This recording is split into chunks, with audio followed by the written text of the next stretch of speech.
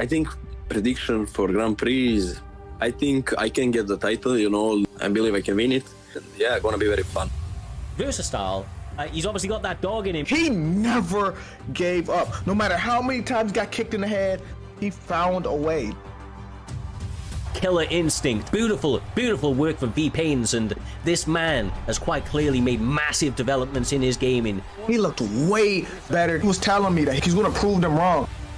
I promise that with the chance of being in this Grand Prix, I'm going to put on a show, no matter the outcome. E3 goddamn GOAT! You've seen this guy's career blossom throughout the time here at Primetime MMA. It's like he got even better. He got the belt, and he was already a good player. I think I can definitely win the Grand Prix, especially after my undefeated run. It won't be easy, but with my unique style, I'm sure I can get it done. This Saturday, I plan to showcase the improvements that I've made. You're going to see a new and improved version of Ripe MMA. And make no mistake about it, I want to finish all of my fights. I look forward to starting off this season as the Primetime Champion. Dave TT on massive murdering streaks. Didn't miss a step, bro. Didn't miss a step. What's one about me is I'm not going to shy off the fights. I think first 2 fights I'll win easy, light work. I'm going to keep going 100% and give 100%. I'm ready. I'm here to take over. See you lot at the Grand Prix. Get ready for me. Peace. My prediction for this Grand Prix is to display my excellent grappling as I always do at the highest caliber. I'm expecting to tap people out, and I'm going to make sure that they're going to respect the jiu-jitsu before UFC 5. Y'all know what I do. Peace. This is the Elite King. I'm basically here just to destroy every single person. I mean, no one really got a chance. I'm just going to beat everyone within the first round because I'm just built different. The former champ for a reason. Blackout demolished him. Smudger, he's washed. Everyone's getting it. Everyone's getting it on Saturday. If you're on my side of the bracket, watch out. I can't wait for the Grand Prix on Saturday night. I've been telling people that I'm going to breeze through this Grand Prix and I'm going to smoke anyone that gets put in front of me.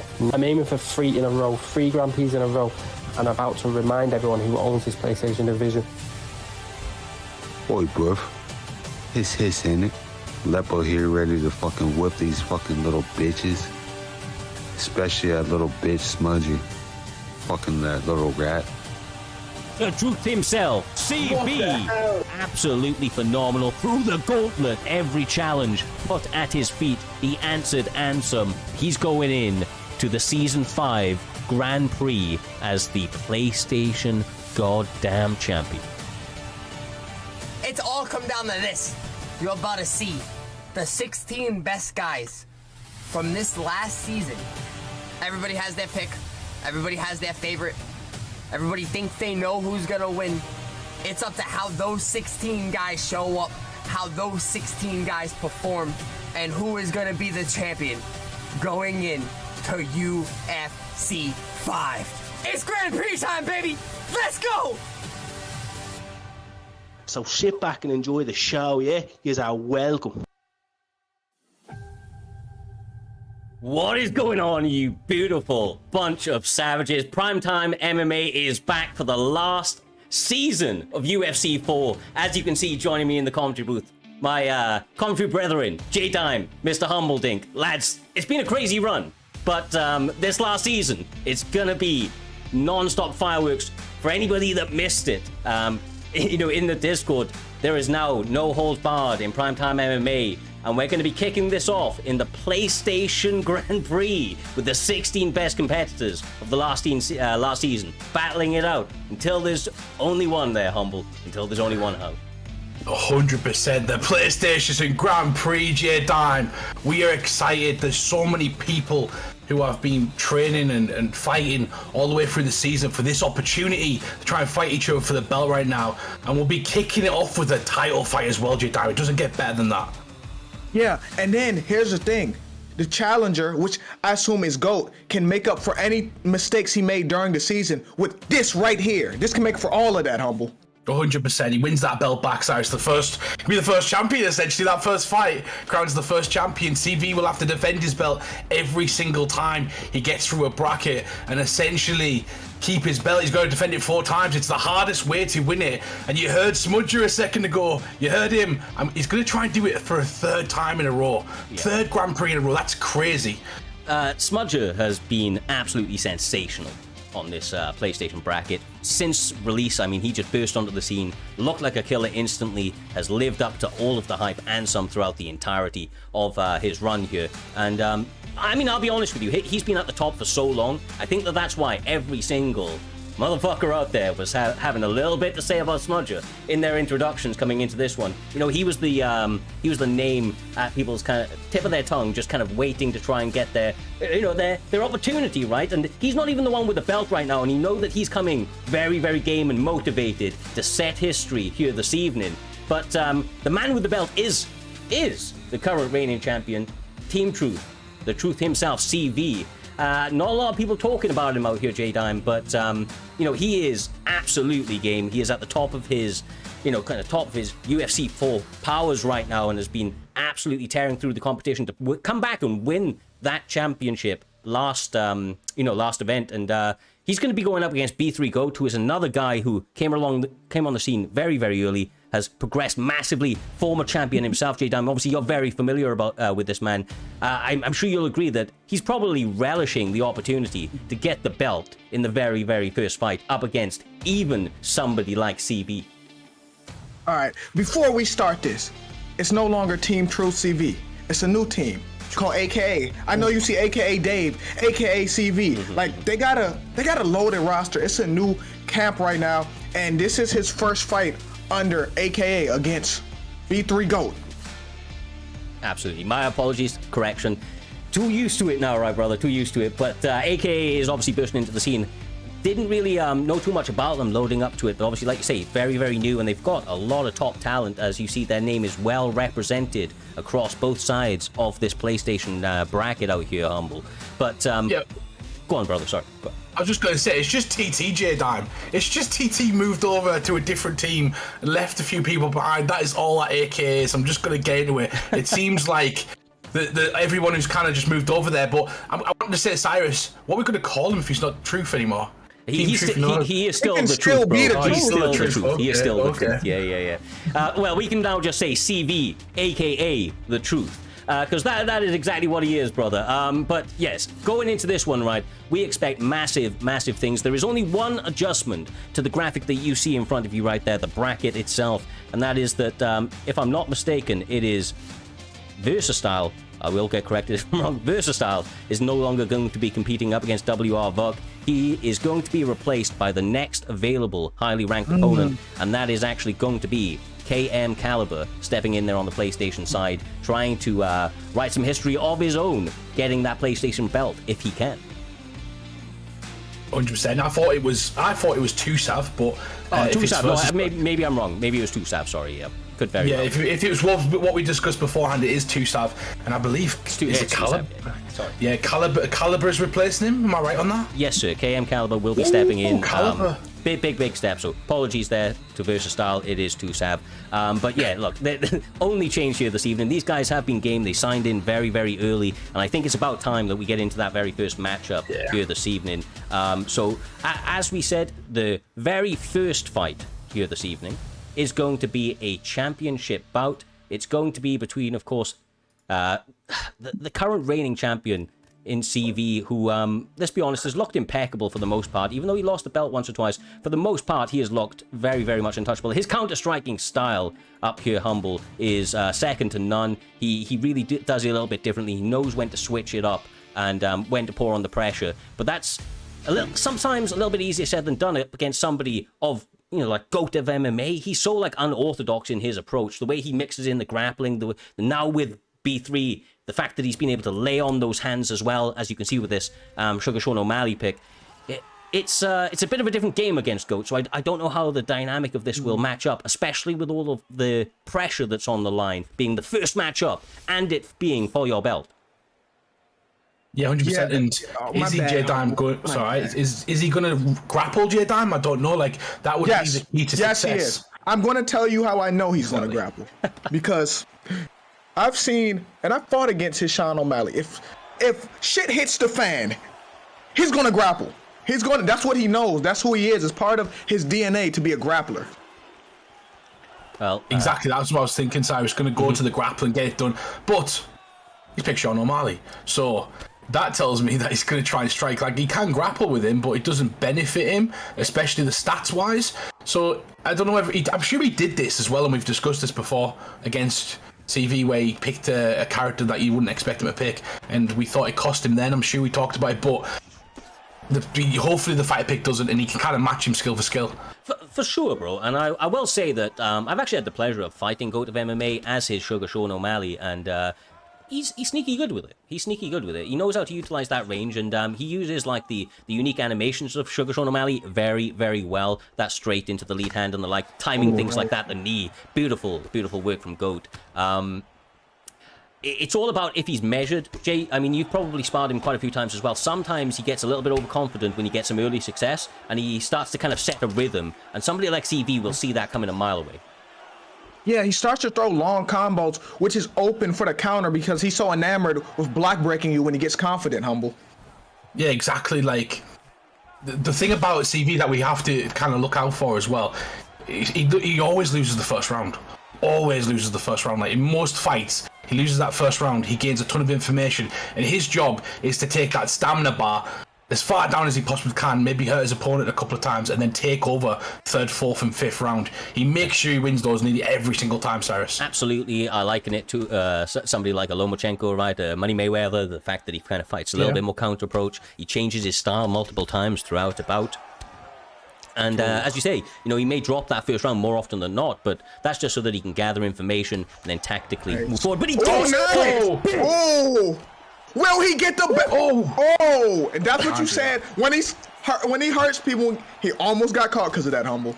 Yeah. Oh my God, he overexerted himself, overextended, got caught, but he's looking impressive. I'm sorry, CV putting on the pressure, got him against the fence, let him off the hook, Cyrus. Interesting tactic right there from CV. How did he get his block up? Oh, man, what is going on in this fight? They're starting off fast. Yeah. I mean, I feel like our calls have been absolutely on point with this bout so far. These guys, GOAT of MMA, so unpredictable, so unorthodox. He gets the damage in, but as you can see, CV game to the very end, a champion for a reason out here, Mr. Humbledink. And although he's leaving some openings here this evening, he is landing. What a shot! What a shot! That could be it. All that success for nothing. For no reason? Is it for no reason? Oh, he survives. He survived. And I'm gonna go back to what you said earlier when he let him off the hook. There's a reason he let him off the hook, because that's when GOAT is most dangerous. He throws a lot of pull elbows. He like to pull your pull, and that's like his bailout, his Hail Mary. So he didn't want to give him that opening right there.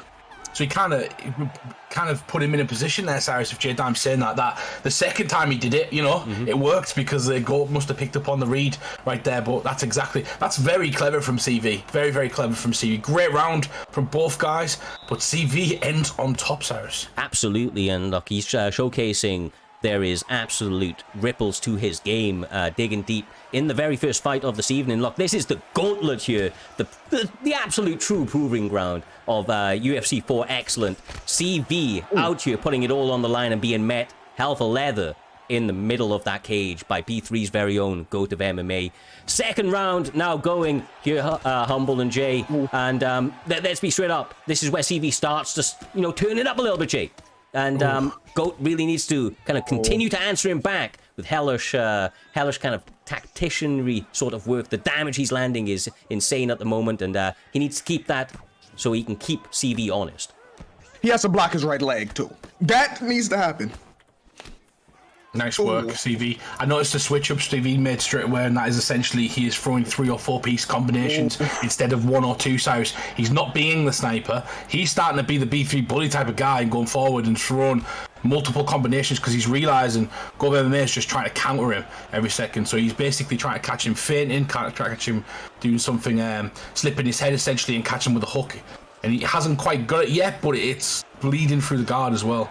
Yeah, it is really starting to stack up. that right leg, obviously Sugar Sean O'Malley could become problematic as well. Aldo does have ridiculous leg kicks, and normally you'd say, you know, cardio maybe become a little bit problematic if you're the Aldo player across a 5-round fight, Jay, but CV's stamina has never been of concern. Yeah, that's his strength. So the stat being that bad is not a concern to him because he's used to managing his stamina, Humble. Yeah, he is. He's used to manage his stamina. This is where you want to have finished him by now if you want to win beat TV. By no means is GOAT of MMA out of the fight though, Cyrus. He's in this fight until he's out of it, essentially. You've got to keep with your wits about you when you fight in GOAT of MMA because he can switch it up. He will grapple if he can. And he did have some success. So if he can get back on that track, you know, maybe he can catch CV and even the playing field and get some respect back. Of course, and we may be a little bit tilted towards CV right now because he is seemingly landing more shots, but we don't know where he is stamina or health-wise, realistically, because obviously that is not showing. And as you rightly said, Humble, GOAT of MMA actually has landed massive amounts of damage early on in this fight, and you know, still has a really, really kind of real shot at getting back into this as he is trying to unload with combos. Oh, and he's... This is the problem, though, Humble. CV's dictating this dance right now, and he has not switched stance. He's 2 leg kicks away from his leg being stunned, Humble.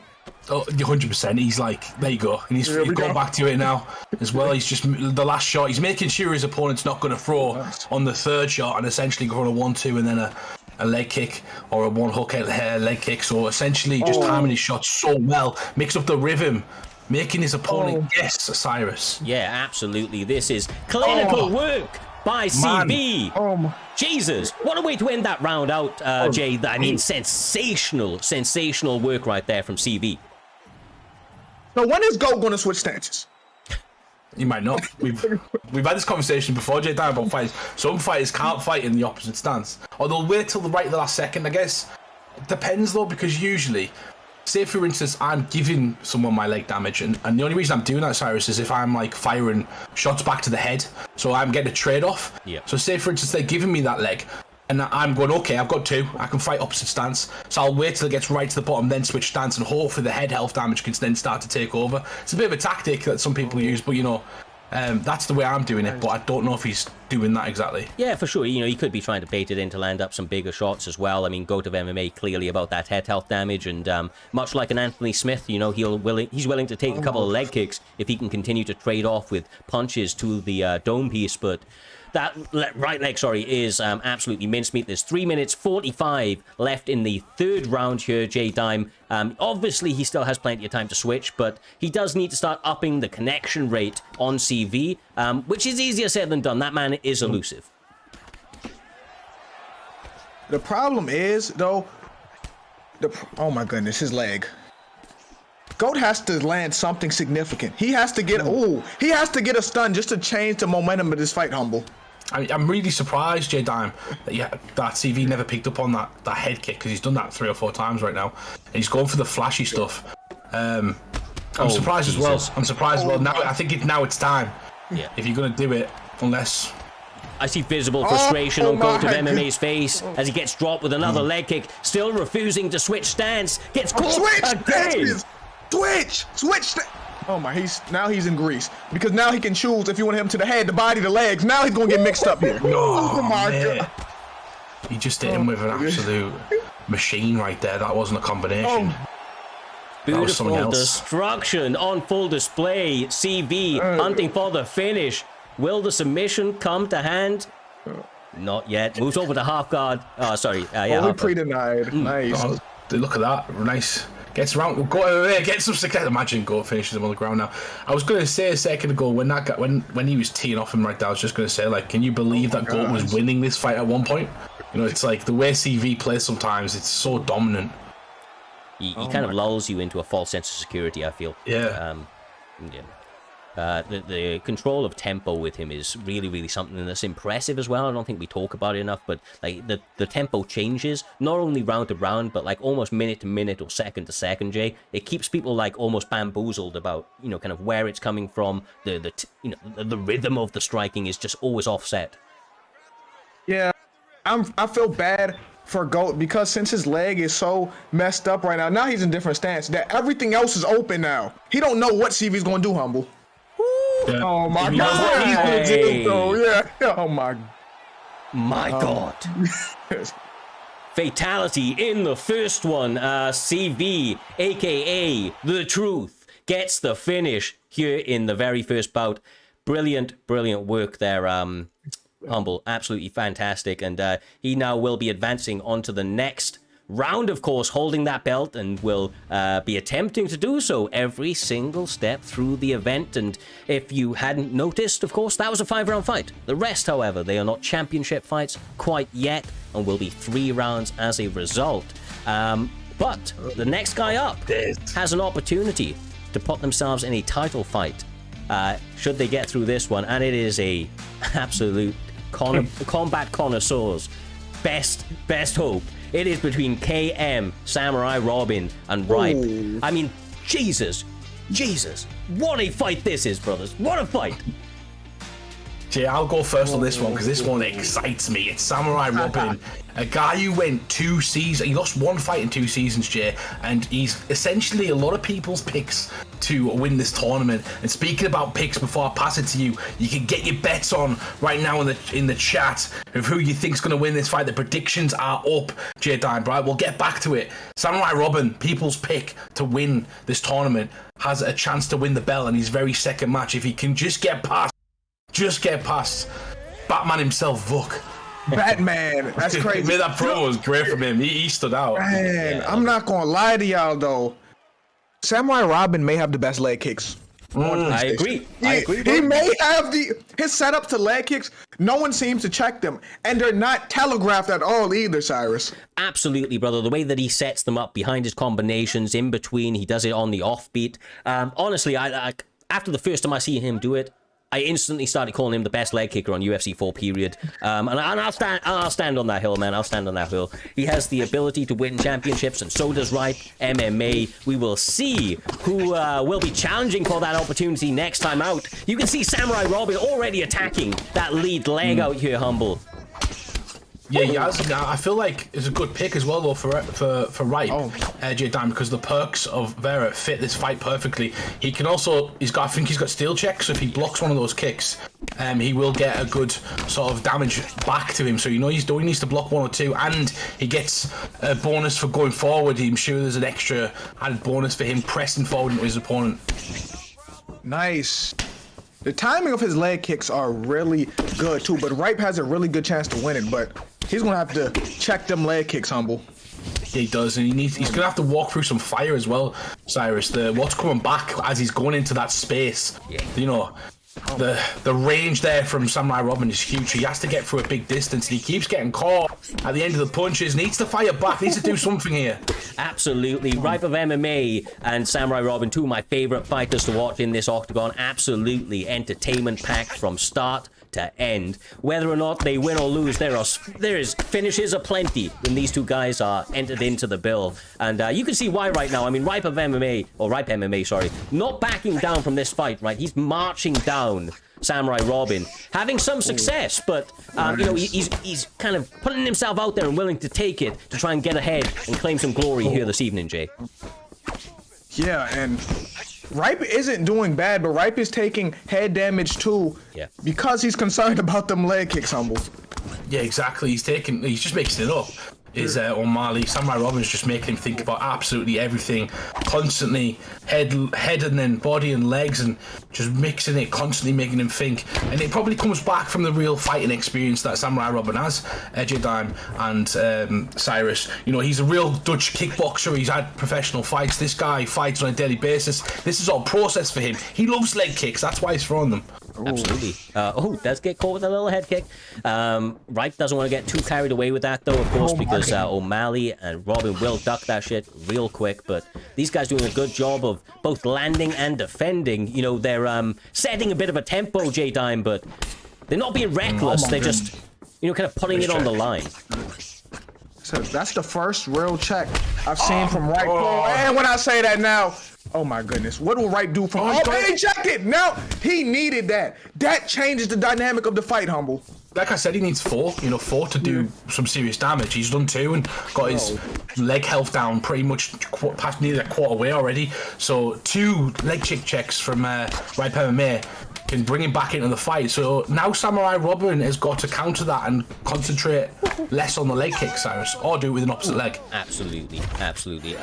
Look, I'm not going to lie, that was edge of your seat sort of action. You could see the way the Samurai Robin came out. He did significantly outland his opponent, but Ripe MMA was able to get some through some sneaky damage and did get on his way with those checks. So with another 10 minutes left on the clock, J-Dime, I don't know which way this is going to go, but it's really, really on Ripe to take this away from Samurai in this bout so far. I agree. And Caliber just said, knowing from personal experience, Robin will kick even with an injured leg. Interesting. Part of the KM team, isn't he? So he's got such good sort of sparring partners as well. Good people to train against, people to practice this against, that he knows are going to come up with their own defense against it, and he has to come up with counters to that defense, J-Dime. So he's only expanding his tools by going on a team like KM and constantly getting better. Nice. Hey, I like what Ripe's doing though. Ripe needs to force some action. Ripe has to. Oh, there we go. Oh my goodness. Yeah, the stamina of Ripe is impressing me. Look, this was actually about to be my point, Humble. A lot of people right now kind of shitting on Ripe MMA's pick for Shito, and they're wrong. They're wrong, bro. Like, I don't know how to break it to you, but this guy is incredibly durable. He may not be as fast, but he definitely hits hard. And as the fight goes on, it generally starts to favor him, J-Dime. And look, Sean O'Malley, he's setting a tempo, he's throwing leg kicks, and they cost a little bit when it comes to the cardio, so there's a lot of time to work. Never mind. Yeah, never mind. See, focus on the head right now. Right when you say that something bad happens, that's a commentary, Chris. Oh, Jesus. Elbow comes through. Oh, that's beautiful. That's beautiful. This might be it. He's one away. Literally, I got him in his sights right there. He lined him up, but didn't quite get the finishing blow. He's still trying to focus on the head health, J-Dime. Samurai Robin trying to earn himself a title shot in the second match of this Grand Prix. I'm going to be real. I kind of want Samurai Robin to win. I like Ripe. It just no. Just listen. I know I'm not supposed to say this, but it's because we've seen Ripe versus CV. We've seen Ripe versus Smudger. I want to see Samurai Robin. I'm about to be real here. I agree. I'd love to see the matchup, but obviously, whoever wins, Well, your wish is maybe Samurai's to give. He is out here trying to get Vera out of it right now, but Ripe of MMA showing his certain savvy, trying to stick in there, but he keeps getting clipped. He's grit. He's pure grit. My He needs to block the head. It is Samurai Robin. Look at the stamina. This is where you focus all your attention on that body, because look at the stamina now of Samurai Robin. Oh my god. He can't do it. He can't do it. He needs to get the end of the round. And he can't. Samurai Robin punching his ticket. Oh my goodness. How did he survive? Nice. He's so durable, bro. And look, if he loses this bout, I take at least 25% credibility for the curse. He's still in it though, bro. I ain't counting him out yet. No, it's not over. He's still. It's over. It's over. Oh my god! Oh my god! What a finish, bro! And with that, he punches himself. The opportunity at a title shot. What a way to do it, bro! KO with a night. Top that shit. Dang, it is over. That's crazy. I was not expecting it. I was like, oh, he just missed. He's just missed, idiot. He just missed, and then blam, I knew I caught with that. So that would have knocked me out. That's why I reacted. So that was literally me getting knocked out right there. My God, Robin surprises us all and shows us why he believes he is the best PlayStation player in the world. Undefeated record continues over 3 seasons. Cyrus, he goes 1-0 and punches his shot to fight CV in the next round. Yes, sir. Man. There's crazy stuff. I mean, speak things into existence, man. Look, I take at least 25% credibility for the loss there. I apologize, Ripe. You know, I support you, brother. You've been a sensational competitor, but bro, that curse is maybe a little bit more real than I wanted to give credit to. So either way, Samurai Robin punches himself his opportunity at a title up in the very next, not the very next fight, but his very next fight. He will be challenging CV for the championship, and what a goddamn fight that will be! AKA CV, KM Samurai Robin, two of the absolute best striking sensations are going to be battling it out. But of course, we have the rest of the bracket to sort out ahead of us, and the next one has a little bit of bad blood between them, and that's been Ginger and ICP Lapo, two guys that have fought from Xbox to PlayStation. They have fought across consoles, they have fought across eras, across the last 3 or 4 years of UFC 4. I expect an absolute barn burner in this one, especially since Lapo got this opportunity, and he seems to be taking it serious. Are you humble? He wants that belt. He wants it, bro. Well, if you think about it, he called out Smudger in the promo. He didn't call anybody else but Smudger. Now, Smudger's on the opposite end of the bracket, Cyrus, so he must think that he's speaking things into existence, as Jay Dime said. He's going to meet Smudger in the final. That must be Lepo's thought. And his first step is to get through Ginger. Now, Ginger is not a confident person, Jay Dime. Let's just say that. His promotion that he sent me for this fight was basically, I don't think I will, but I think I will, and I think I'm good, but I don't think I'm good. Ginger does this every freaking fight, though, Jay Dime. Every freaking fight. And then what is he going to do? Pulls it out with his ass. He's being championed by doubting himself. It's the weirdest formula that we've ever seen. Yeah, because the thing about Ginger is, the thing that holds him back is himself. It's his emotions. That's what... Ginger has ability, but when he puts it together, Ginger's really good. Yeah, absolutely. I actually feel like when... it's a weird thing, right? Because he was a young kid when he joined, and he's really, really kind of matured both in his play style and outside the cage quite a lot over the time of being with Primetime MMA. And right now, he's like... I feel like the one thing he's lacking is confidence, and it's crazy because he's already like... He's already showcased the world that he is of that upper echelon of players, but his own confidence, Humble, sometimes gets the better of him, and it means that he doesn't kind of really compete to his full potential. And this may be a case, and I say this with respect. Ginger's a former champion, right? He could fight up or he could fight down here. He's got to be careful not to fight down. He's got to be careful not to, and Lapo's got to showcase that he's leveled up. I know he's been working with the likes of Blackout Hours, and he has looked good as of recent. Okay. He just threw the UFC 3 classic. He threw a lead leg kick to overhand. I didn't think that could still work. Most people don't see it anymore if you're fighting like div 20s and stuff, don't you?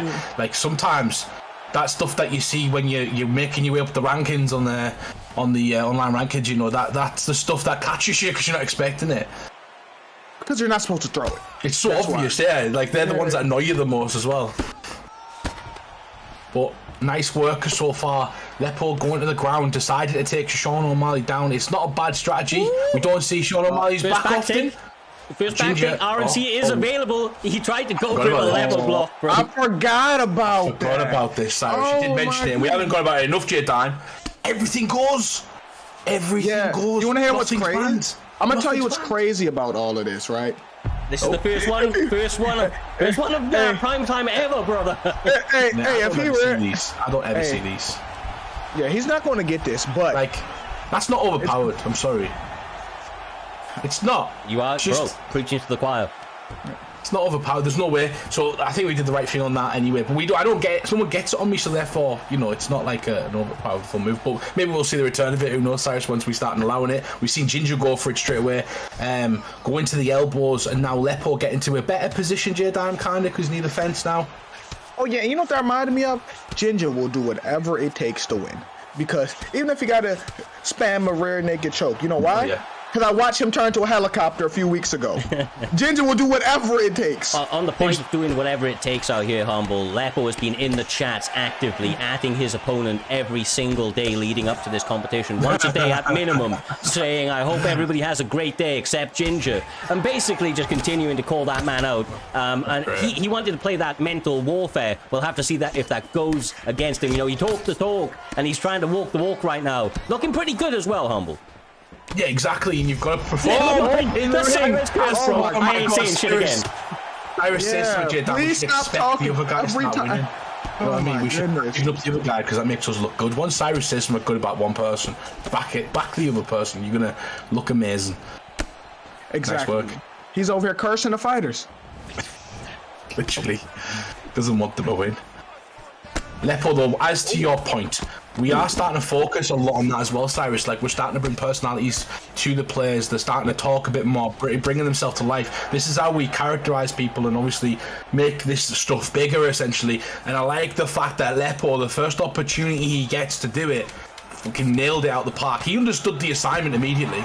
Yeah, look, he may not be the most eloquent with his words, but my God, did he come with a little bit of motion on the line right there, showcasing that, you know, he had some people he wanted to call out. He has a point to prove, and so he feels, after being, you know, let's be real, over the last couple of seasons, he's been a kind of 50-50 fighter, but it's a lot of it's been, you know, kind of due to his mentality, the way that he goes into fights, just trying to get ridiculous finishes. So maybe him trying to dial this back, J-Time. Maybe he's just like, now I'm focused, now I'm going to fight a little bit more constrained, a little bit more upskilled, and work for those finishes. It may end up working massively to his favor. Oh, yeah, and this is what I will say about Ginger too.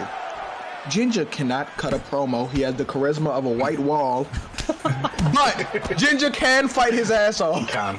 He always surprises me. I'm always like, the problem is with Ginger, what he needs to realize is like you need to be confident and say these things to yourself, because you're going to believe them yourself, and then you're going to start to achieve that. You're going to put the work in. Maybe he works off fear. Fear is sometimes a good tool, a good fuel, Cyrus, to kind of motivate you. But I'll tell you one thing. Like, when you know this kid, right? When you know him, like, I've known him for a little while now. He, like, when he's confident, when he feels comfortable, that he takes his personality. His personality is like to the next level, bro. He's pretty funny, like, do you know what I mean? So he just needs to get comfortable out there. I feel like he needs to get that confidence under him one way or another, and just believe in his abilities, because he's done it, Humble. He's literally been there and done it. I don't know why everybody believes in this kid but himself, but sometimes he turns up, sometimes he doesn't. Right now, he's having a tough old fight up against young Lapo, who is just taking it to his world, grappling non-stop, and we'll have to see if that frustrates Ginger or not. He's doing okay so far, but it can be relenting when somebody's kind of approaching a fight like this, right? Yeah, 100%. He needs to win this one as well. He needs to absolutely get off his back and win this one, J-Time. Brilliant strategy from Lapo. Slow everything down, take it up the mat, try and get some minutes under your belt, try and get a bit of a lead in this round at least, so Ginger has to chase you. Yeah, and this stuff like this could build up frustration in Ginger's head. He may be playing mind games on this. This is a brilliant strategy right now, Cyrus. Absolutely, bro, absolutely. Like I said, we've seen Ginger become frustrated in the past, and bro, that's honestly the... There's no, like, when Ginger's on, I don't see Lapo beating him, like, period. Like, to be real with you, from what I've seen over the last couple of seasons, when Ginger's on, he is absolutely next level. But, like, Lapo's showcasing that he really is able to dial back that craziness, and when he fights a little bit more technically, a little bit more soundly, he's causing real problems out here, Humble, because I feel like Ginger, has not turned up here this evening. It's just that Lapo's doing the right things to not allow him to get going.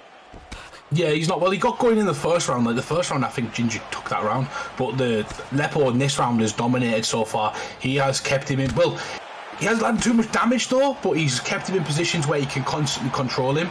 And now Ginger's going to have to come forwards, and that's where he might get hurt. But maybe Jay can pull it out, pull the round out of his ass. See? Here we go. Sorry, say something good about Lapo. I've said plenty good about Lapo. No. As soon as you do, though, Ginger's going to start winning. You know, that's what's good. Here we go. 9 seconds. Honestly, this is...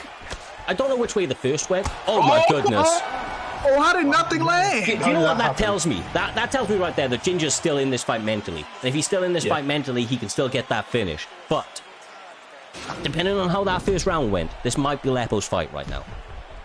It might be. I think it's 1-1. I think this round decides it, but that's just someone's opinion whose things are flashing by. We don't remember the last fight we had, Cyrus, down there. Never mind some of the rounds. So essentially, personally, in my head, I've got, because I remember The Rock, Ginger won, Lapo won. It's all down to this round here, damn. And I think that's the way the players have got treated as well. You've got to win this round. You've got to get a knockout potentially. Ginger has joined the chat and said, "The ping." Of course. I suppose it's important to talk about. I haven't actually noticed it too much here this evening, but UFC first servers on PlayStation not being the greatest. So, oh my goodness, what the hell have I just witnessed? Oh, what? I'm gonna act like I didn't see it. We just move on with our evenings. That was some wildness. Big whiffs. I think it's frustration from both guys on part, but then we go. Lapo goes back to the game plan. Nice. Ginger blocks it. That is one of the most important takedowns of the fight because it is in this round, and he's going to get some damage to that. Ginger back in the middle, and the fight continues neck and neck in this third round so far, Cyrus. Yeah. Honestly, on the striking, Ginger seems to be way ahead. Lands another straight lead hook. Beautiful. He's winning. He's more than winning. He may be doing it. 3 minutes left on the clock. He has him. I think hurt. Ginger's going to finish this. I think he can finish this. Lepo's still dangerous. Lepo's showing that he's still dangerous and trying to catch him. But Lepo's going to start potentially might start needing a knockout as well. So he's going to start getting desperate. This fight is about to open up and chaos is about to resume. Jidan. Yeah. You think Ginger going to finish this? I do. Yeah. Oh my goodness. Hey. I forgot Cyrus just spoke. Here we go. Lepo's not winning. I'm going. I'm out of here. Oh my god. Lepo is literally on top of him now as well. Ginger just has to survive, in my opinion, but I wouldn't take my word for it. Like, the judges are the realest part of the game. They will give it to absolutely anyone. They flick coins sometimes, Cyrus. I don't even watch the fights. I've seen one watching something completely different. Yeah, absolutely. Right now, though, Lapo trying to separate the judges from the equation. Going to top mount, not able to hold it for very long, but is able to slice straight across into side saddle. This is where he's dangerous. He goes for a submission. He's not going to get that. Defense good. He needs to get to the side control position, though, which is the next transition. So he needs a bit on the bar. Now, this is really important, this bit here, because if he gets... Yeah, he's not getting it. Yeah. Flip over. Flip over. What's Ginger going to do? Saddle. Couple of elbows. He knows that he's probably ahead in this fight. He probably feels like he's won the first one. We know you don't want to go there, but he might just be happy to get there, you know. Working that body. I wouldn't be surprised if we see a slight separation and some craziness right there. Nope. We've got to remember as well, last season, Ginger was one of the guys that surprised everyone. Why is he still shooting? Why are you still shooting for takedowns right now? He might be winning. Don't forget, we could have been wrong about that first round. It was very close. It's been a very close fight so far. Who knows?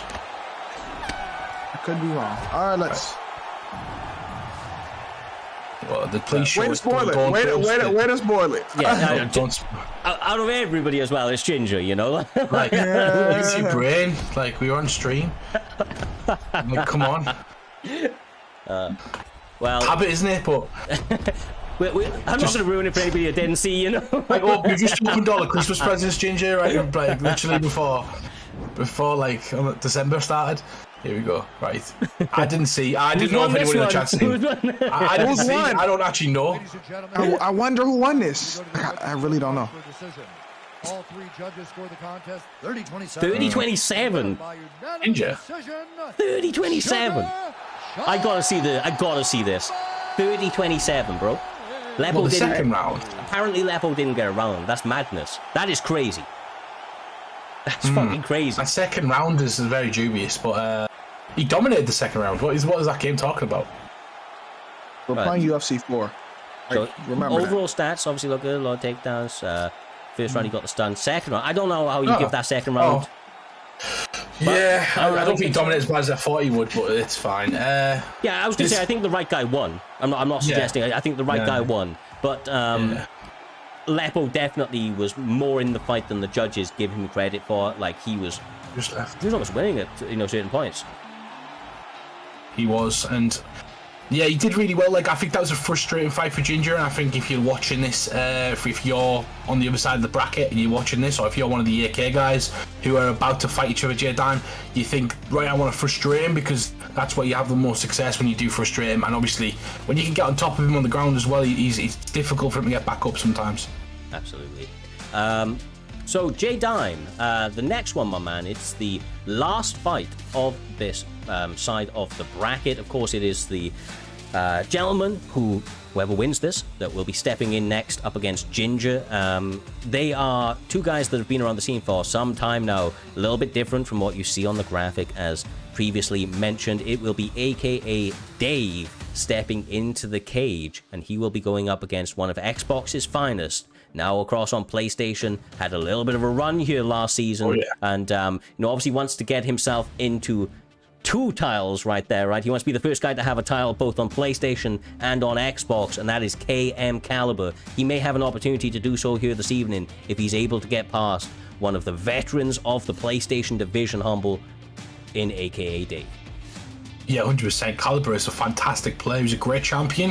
One of my favourite champions on Xbox, apart from Fadinator, throughout last season. And I did stay at the start of the season. He went on a really impressive title defense run, and he did really, really well. Dropped off towards the latter end of the season, but you can see obviously he's transitioned into that PlayStation controller and coming over this side. And he's done nothing but good since he actually came over and managed to secure himself a shot in the Grand Prix because of a dropout of this guy's teammate. He gets to punish him for it as well. Imagine your teammate drops out, Cyrus, and then imagine also you lose to the other guy because your teammate dropped out. Double whammy. I know that leading up to this fight as well, and I don't know if this... look, I'm going to give him credit where credit may be due, and it sounds like there may be a very genuine reason that he pulled out. But fair enough. I didn't know that. But from... No, but...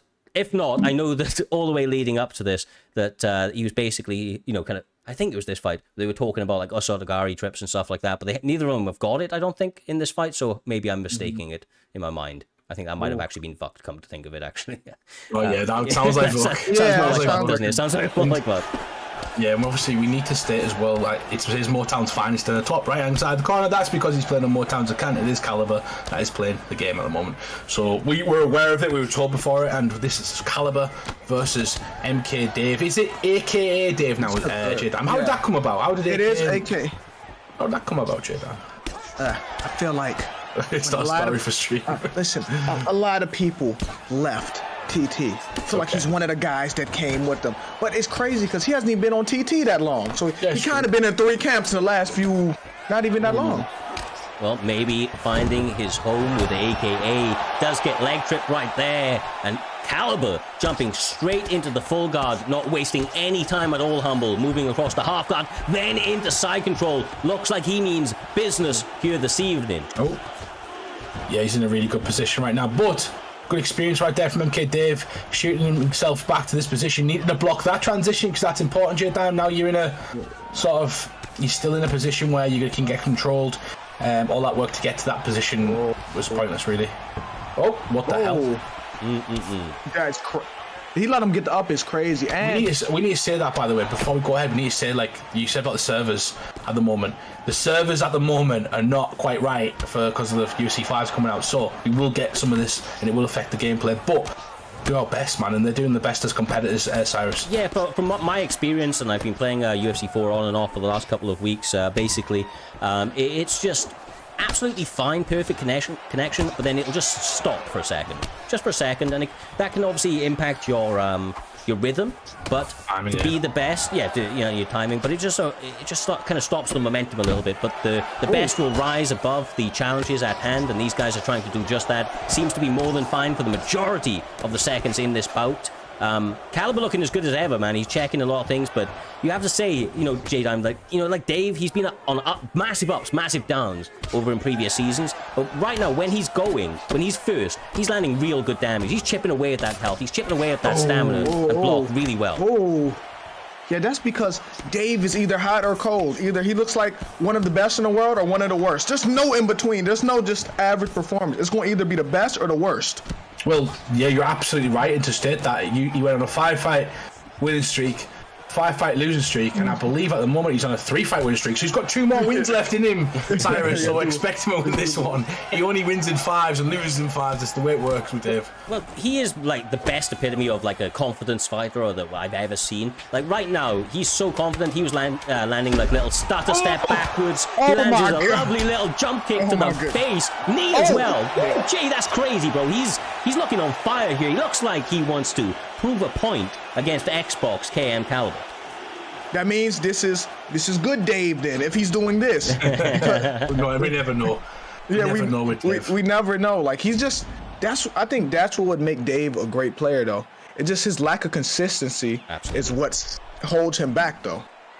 100%. If he's in a good streak, you know, he's going to have a good sort of short night because he can get a couple of fights. If he gets this win, he fights Ginger next. If he beats Ginger, he's in a good position to fight for the belt. And, you know, it's getting a little run towards it, a bit of consistency towards it might help him because it seems like he's the type of person who needs to get a couple of rounds under his belt. Yeah. He needs to get going. If he hadn't sparred, for instance, things like that could cost him. So that seems to be like Dave. He's either hot or he's not, like you guys said. And at the moment, he seems like he is hot. Ooh. Yeah, absolutely. And look, a lot of some of those kind of ups and downs in his career may have just been due to the uncertainty and the instability in the camps that you alluded to before, you know, going through a number of different camps. Now he's with AKA and, you know, these guys come on. Maybe, like I say, maybe he feels at home now. Maybe he feels like this is the one and, you know, everything is starting to settle. He looks really focused. He looks really motivated and he looks dialed in, J-Dime, most importantly. The slips, the counters, the flying freaking knee to the face. Oh, yeah. He looks good right now. And to me, he's had stability because when he was in TT, the members he liked and the reason he joined, they all in AKA. So it's like he's in the same camp again. Exactly. It pretty much is, isn't it? It's the same camp, different name, but they're around the people he likes, I guess. I don't know what sort of politics were involved in all that and who he's with in TT, if there's any sort of thing which would have affected him before, but maybe there was. Maybe that's the reason. Right now. The former Xbox Championship, KM Caliber pushing for the finish, lunging strikes coming out there. He's feeling confident, Humble. Why is he throwing? Dave's throwing when he shouldn't. J Diamond's costing him massively. Yeah, he just ruined his momentum. That's why you don't always have to throw shots. Regroup. Don't throw while you're hurt. Fight or flight, and he chose to fight, and it was paid dearly, Cyrus. Yeah, absolutely. And with 2 minutes left on the clock, KM Caliber was able to get top mount momentarily. Nice deny, vital deny, Jay, from Dave. Doing a good job of, mitigating and minimalizing the damage coming his way. Oh, yeah, and I think this is where Caliber can do his damage. He's still got a minute and some change to work. He can do damage leading into the next round.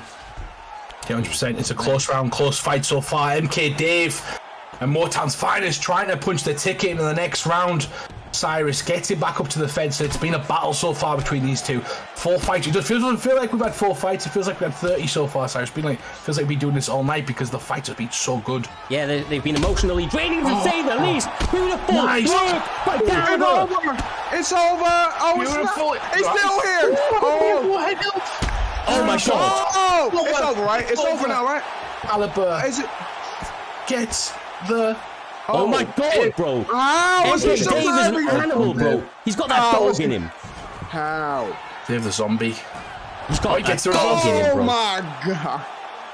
Oh, there's not enough time. Oh, bro. Oh, yeah, shit, yeah. Because you pointed out my emotions got really high for a second there. Should let Cyrus freak out for like 14 seconds. That'd be really funny. But yeah, he's okay. He still gets a few points for that. But I honestly, I can't even remember what just happened in that round. I just know that one guy was getting punched on the floor. I think it was Dave Cyrus. It absolutely was, bro. It absolutely was. I mean, his durability in those moments, like I said, he's got that dog in him, man. He is an absolute beast out there. He looks, like I say, as good as he ever has, bro. As good as he ever has. And he's going up against one of the best on the Xbox scene. Doing very well, but he's in some deep waters right now and needs to mind all of his P's and Q's, J-Dime. Otherwise, he'd be maybe walking onto a big-ass shot. I don't know what's going to happen in these last 4 minutes and some change, but somebody's going to sleep. Man, people saying that he's bobbling. It's allowed. Everything's allowed. There's no rules. No freaking rules. He can take his arm off and hit him with it if he wants to, Cyrus. And he's choosing not to. He's hitting him with the leather on those gloves. Yep. He is doing a great job of just chipping away at that head health right now, putting obviously Dave in some really, really tough positions with 3 minutes 40 left on the clock. This is where Caliber's going to try to capitalize. I believe that side saddle may be available, but not for long. Nice defense from Dave. I mean, goddamn, he's done absolutely everything he needed to, Jay, to keep himself in this fight and put himself ahead in moments. Yeah, but now he needs some offense. Him surviving is not enough to win. He has to be able to get to his feet or get a reversal or do something. 100%. At the moment, it seems like Caliber is our favourite word, Jedi, mitigating damage. He's making sure that the other guy can't hurt him. He's staying on top, but for some reason decides to get up right there. I'm not sure on the reason. I think maybe he may be down 2 rounds is the thing, you know. Yeah. Dave may have won those first 2 rounds. Second round. I'm not. Yeah, I don't know. That end of that second round was looking very good. Doesn't matter if he knocks him out right now. Dave. Oh, God. Oh, it missed. He's throwing with 0 stamina. He gotta be careful, bro. He went to the body right there. He dropped him. Oh. Caliber going back to the basics. I love it from Caliber. Caliber's back to the task in hand. Just damage him. He's been in high pressure situations before. He's lived in those moments, you know, across seasons at the top end of Xbox. Big slow movement, but he gets caught. Oh my goodness! In the Matrix. I was screaming at Telly. Oh my God! Jesus! Dave, don't put your controller through your Telly. Whatever you do in that situation, keep your cool. Because he's got 1 minute to work. Get to Denali. Needs to get up right now. Doesn't quite get it. Great work from Caliber, J-Dime. Oh my goodness. Close fight, man. This is beautiful. This is beautiful. He's got 50 seconds. He's not letting him get that. He is guarding that crucifix with his life, Cyrus. I don't blame him, bro. I don't blame him. That head health blinking, to say the least. Oh my God. He's gonna get up here. No. Oh, good. Beautiful denial. Beautiful denial. Oh, he gets another one. I feel like you should be able to get up there, but look, he's in a bad position right now. And Caliber's put much forward. Goes for the knee. If he sidestepped that, it's fine. He's trying to get one last hurrah. Dave. Oh my God! Oh, that's it. Never give up. Never give up. He just did that. Never give up. As J-Dime just said right there, if that's an advert for never give up, J-Dime, if that's an advert for fight until the bell goes, I don't know the better advert, Cyrus. That is it right there. Dave never gives up on himself. That is dangerous, Dave, right there, Cyrus. That is dangerous, Dave. He has come out. He has got the win in the first round. I told you, he can't lose when he's only won 4 fights now. He needs to win another one as well, so Ginger better watch out. You know, it's the 5th fight he's got to worry about, Cyrus. It's just... That was incredible. Well done to Caliber. What a fierce fight that was. The 4th fight this evening. Fantastic. This is why all these guys are in this tournament, because they're incredible. Look at the performances they put on. Oh, that's crazy. That's so crazy. Honestly, right? It's very few times that we are all left absolutely speechless for a moment of time, right? The comeback kid, aka Dave, has come out here and stuck true to what got him to the dance, that the inner dog, that ability to go down to the wire, the never back down mentality. He gets into that cage, he has some success, he gets the shit kicked out of him, and still finds a way in the closing seconds of the very last round. That's crazy. Jay. Wow. What the hell, bro? Comeback of the century. That's comeback of the century. I'm so mad. I'd be so mad if I was Caliber. Oh my God. I'm like, why'd that duck? Why'd I let him up off the ground? Why'd that get up? We got good Dave. We got good Dave today. Bro. That's crazy. That's so crazy. I mean, yeah. That's mad. I love prime time. Just saying. This is why we do it. This is why we do this. This is why we'll continue to do this for UFC 5.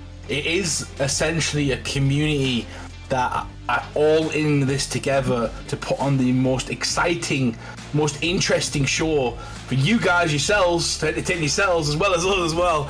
As a commentator, I show up here because I enjoy this, Cyrus. People ask me why I do this. I have a full-time job, and I say because I love it. Yeah, absolutely, bro. Absolutely. I mean, look, anybody that's not in the Discord may have missed, right, the announcement I put out recently, but I think I said it in that, right, from us all, the growth of this entire promotion from its beginnings back in the early days of IFL, for those that remember, now across into Primetime MMA many years later, many events later. There is a reason that we turn up, and there is a reason that we continue to try and push the game to the next level, trying to really showcase the beautiful destruction that these guys put on, the virtual violence, if you will, and You know, truly, we level up our game as the competitors continue to level up their game. We want to do these guys justice. We want to do the, you know, it's fun to continue to turn up and watch these guys just, evolve their game. I don't understand how we can see so many different fights and these guys continue to show us different things. They continue to get our emotions spiked and, all of our interest geared to whatever is going on in that bout. And, that right there in that bout was a perfect example of what we were talking about. Dave was maybe out in that one, and he found a way to get the job done. That's why mixed martial arts is, so admired by everybody in this space. It's because anything is possible at any given moment, as just seen in that one. And with it, J-Dime, aka Dave, just punched himself the ticket into the quarterfinals up against Ginger. Jesus. This is panning out very nicely. I like the matchups we're going to get next round on the left side, but now it's time to get to the right side. Oh yeah. Oh yeah, that right side, J-Dime. And the first fight we will be seeing in the opposite end of the bracket, we talked about, I think Ginger talked about the 4 pillars. He said there's 4 pillars to this, and he counted himself, but I'm going to miss himself. I'm going to miss him out on this one. And I'm going to say it's essentially TV, Samurai Robin, Smudger, and on the opposite side as well, I'm going to say Vuk Gaming, because Vuk's been up there and won a few titles as well. Ginger's won the belt once. Vuk's been up there and challenged for it a few times, and Vuk's one of those guys that see kind of maybe potentially winning this tournament, so you can see them right there. But Smudger on this side has got a lot to say. It could be his 3rd Grand Prix win, essentially, if he does it again today, and I feel like that's GOAT. So it's almost like similar to what Fad's doing, but with the run.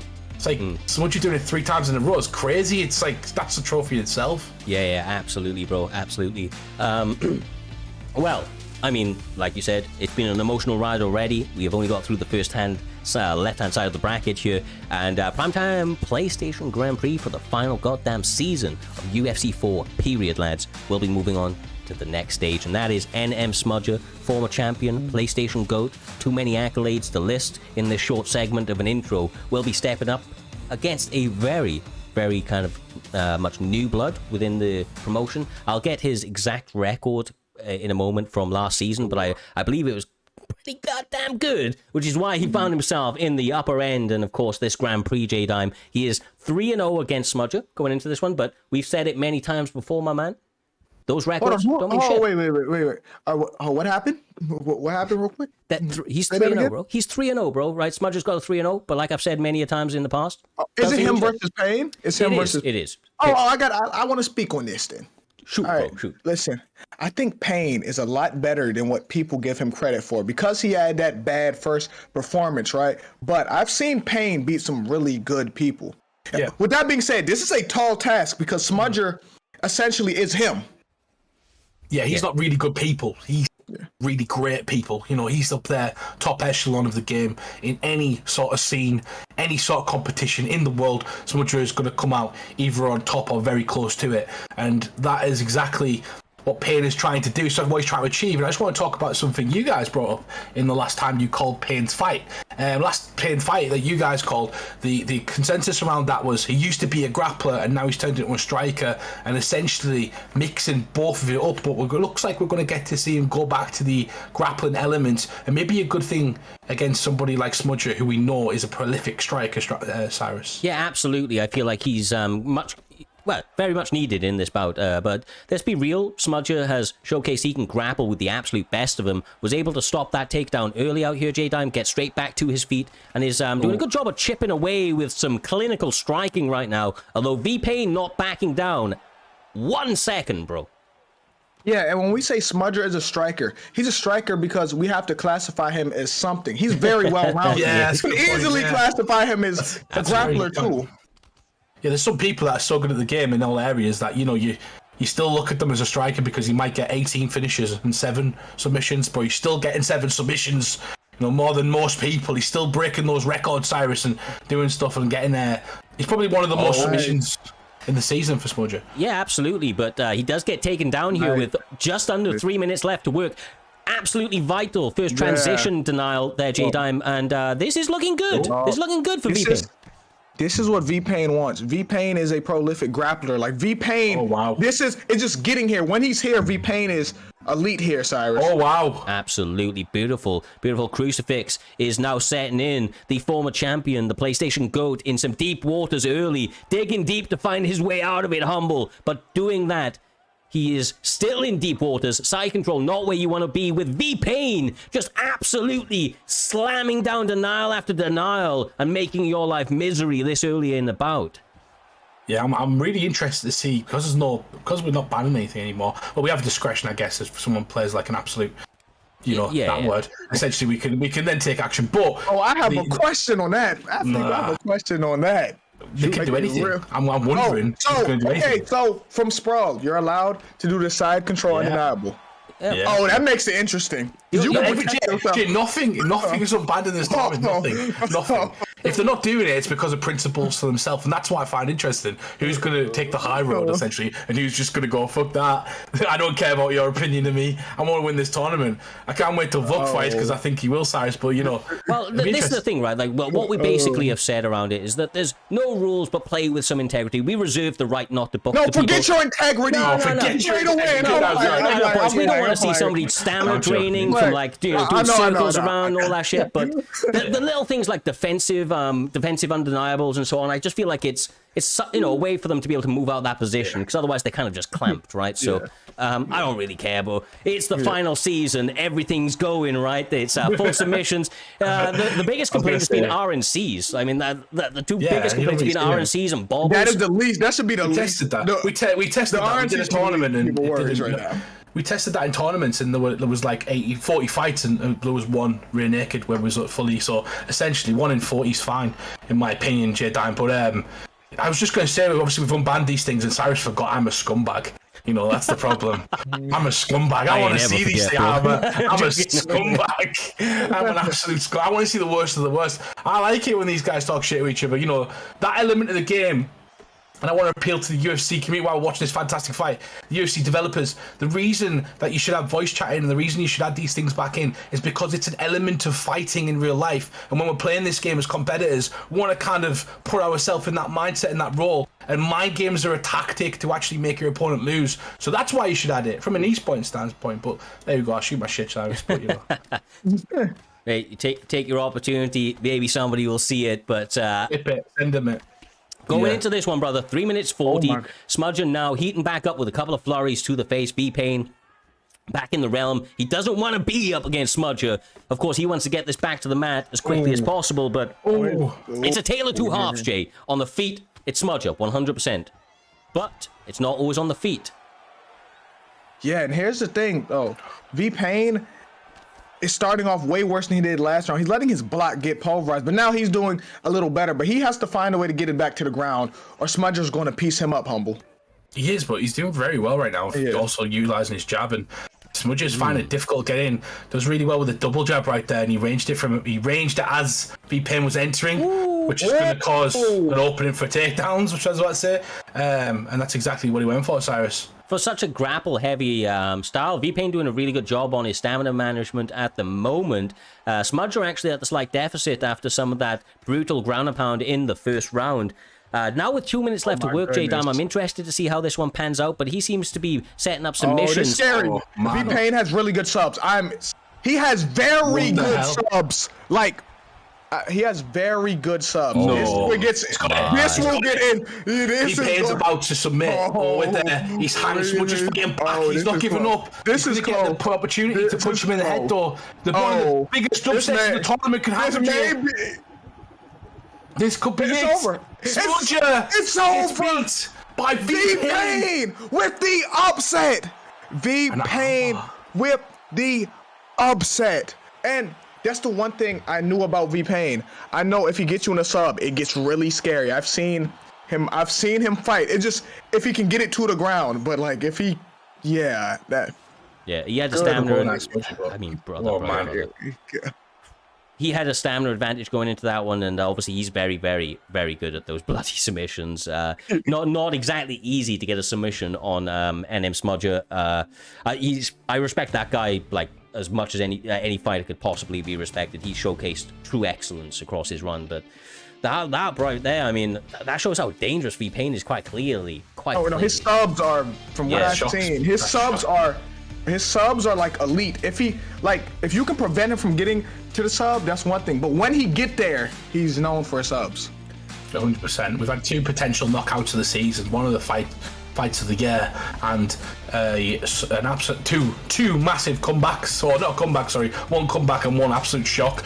I will be honest with you, Payne, and I'll tell you as somebody who's a commentator who's been calling these fights in esports, I was not expecting you to win that fight as well as you did, and that is one of the most impressive performances I've seen in the last 2 seasons.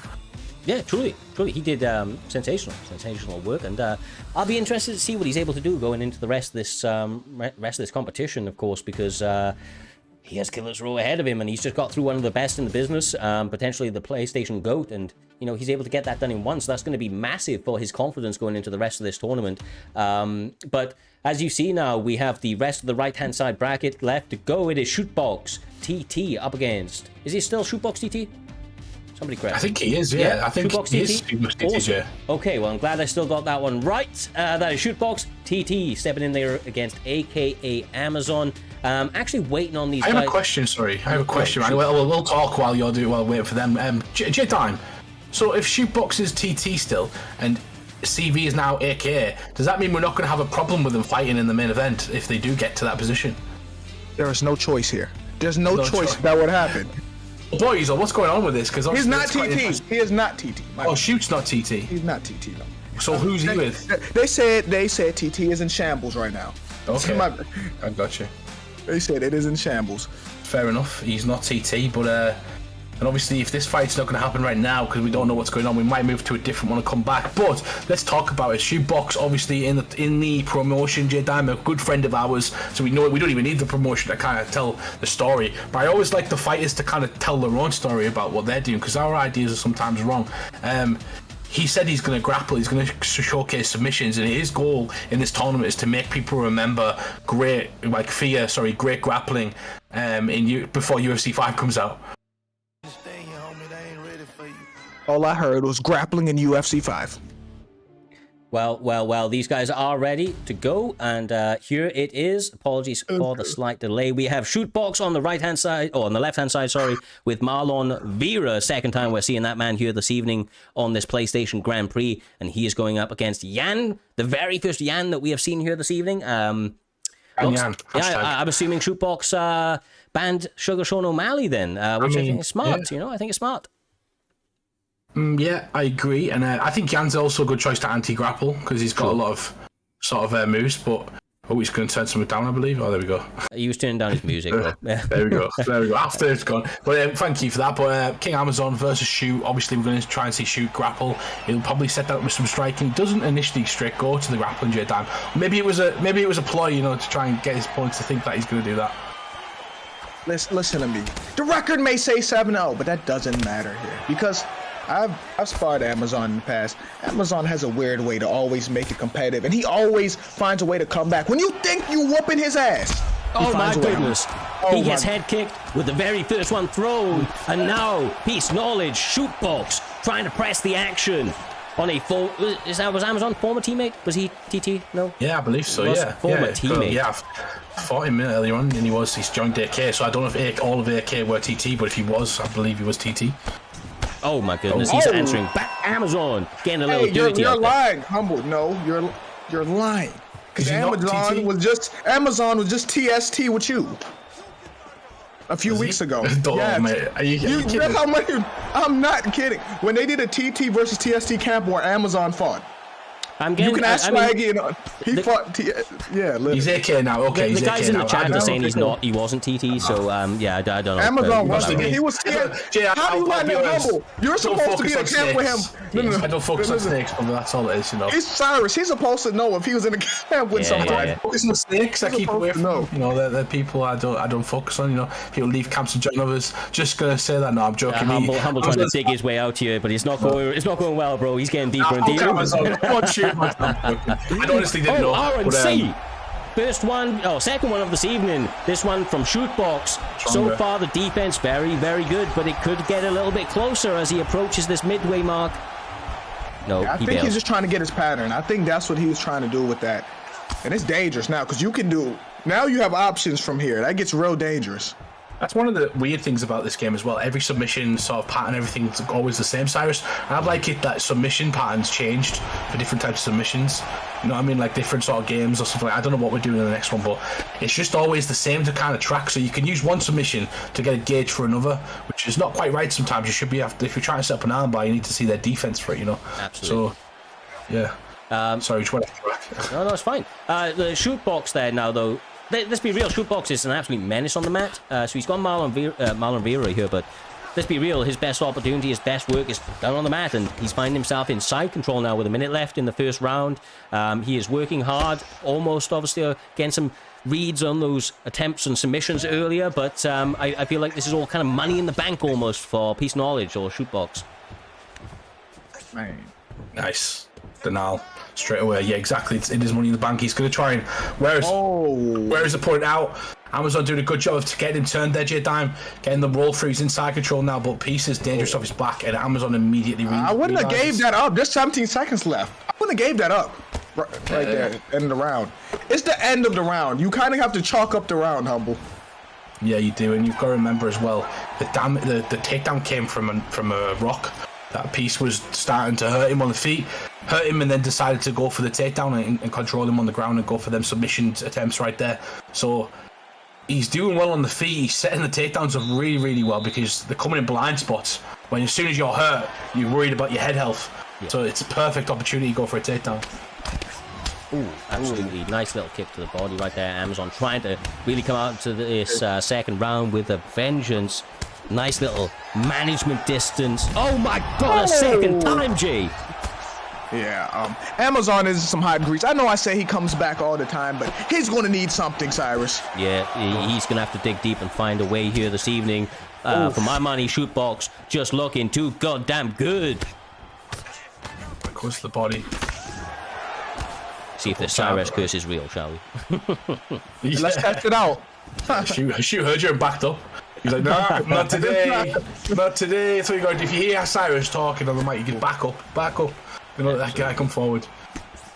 Oh, shit. I'll be honest, I fought Amazon recently as well, and he absolutely beat the crap out of me, Cyrus. I know, I watched. Yeah, I think he had 19 health events, and he was trying to finish me as well. So 19 health events, and he was hurting me, knocking me around the ring. So great work. But Shoot doing a really good job of stopping, blanketing the damage, and making sure that essentially he's not getting hurt too much.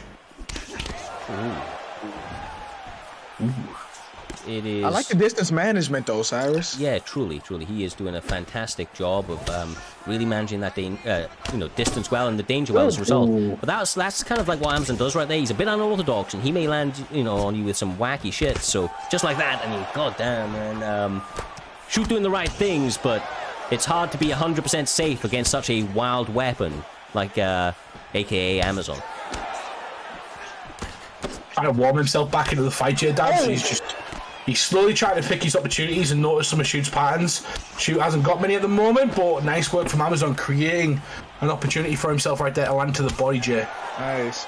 Yeah, he's having more success now, but it has to be consistent damage. It's in spots, Humble. Yeah, it is in spots, you are correct. It's not in the same place as well. It's all over the place, so the damage isn't going to go down too much. But nice return right from Shoot. He is just a knowledgeable guy on the game. He knows everything. For sure, living up to the name in Peace Knowledge, and he is... Well, honestly, the two big things that are truly impressing me so far from Shootbox is his jab and his right hand. He has jabbed his opponent into oblivion just like that right there, and sets up the right hand beautifully. Straights and hooks square on the button. Yeah, he's going to need one of them comebacks by now. He's going to need one. Oh, you see that there? Jabbed him, got him away from him just as the kicking distance approached. Perfect timing, stopped and then threw the kick. Great block. Goes back to it again. Shootbox is methodically picking Amazon apart, shot by shot, Cyrus. He literally pulled a punch, and he would have won the fight if he didn't right there. He is on the precipice of moving on to the next round of this competition, but with hell and leather behind him somehow, Amazon finds his way to the end of that buzzer. A lot of respect being shown from these competitors, but for right now, it needs to be the case that King Amazon from aka J-Dime needs to rise to the occasion. He needs to dig deep. He needs to channel his inner aka Dave and find a way to finish this fight in the final round.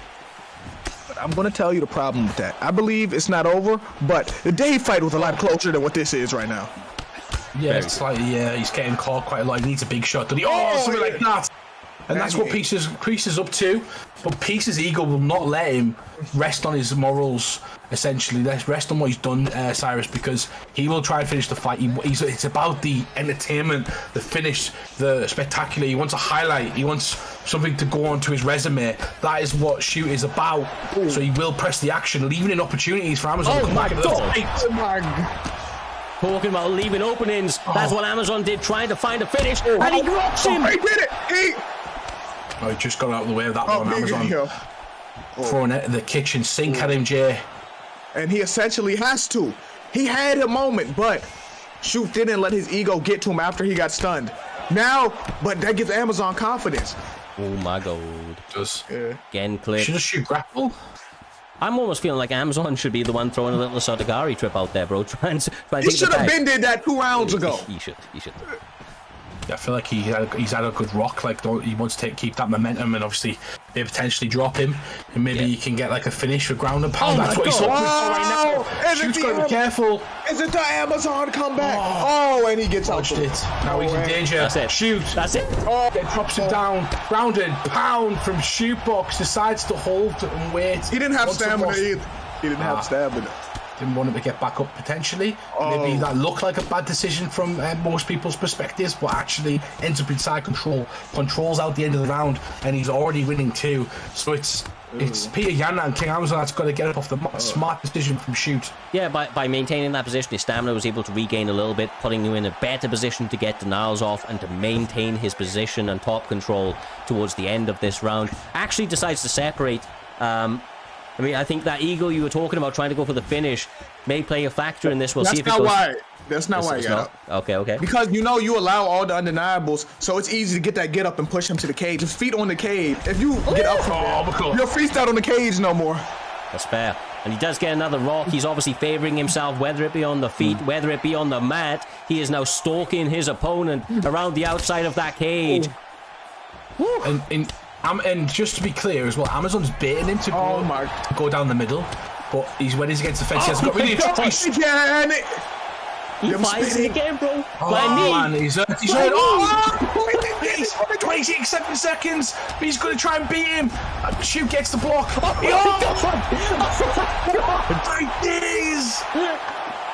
The AKA boys have those late-time finishes in them, bro. They have that inner dog. Oh my gosh. Amazon made me break my chair. Oh my God, J-Dime broke his chair. Oh my gosh, I need a screw. Broke his chair. Oh my God. He ducks anyway. It goes down the middle. Shootbox MMA was winning 2 rounds to 0, and like you said, easy to get up off the floor, but he should have tried, potentially tried a bit hard to keep him there. I wouldn't have thrown those shots. I would have just waited for the counter because he has to throw at that point. I can't continue with this Grand Prix if it's going to try and give us heart. I'm a fat man. That's all I'm saying, Cyrus. Like, my cholesterol's high. My blood sugar, is high. You can't be doing this to me. Honestly, brother, I feel your pain. That right there was... honestly, the worst thing is, right, like, I saw that knee come in. Like, I don't know where Shoot was in his mind right there. Maybe a bit of frustration, getting ducked and spinning elbowed again, because, like, that can be frustrating when a guy does it to you 2 or 3 times. Kind of maybe got a little bit off of rhythm, but that flying knee came from the depths of hell. It's like he almost kind of bent down, touched his own ankle, and leapt up into that knee for a little bit of an extra jump into it. But never give up, man. Never give up, bro. Hey, we've learned that today. Two AKA boys just did that, bro. AKA never give up. That's what I'm saying. Never give up. I love it. Never give up needs to be a hashtag on their merch when the UFC 5 comes out. That's all I'm saying. You know what I mean? And I want to royalty of that as well.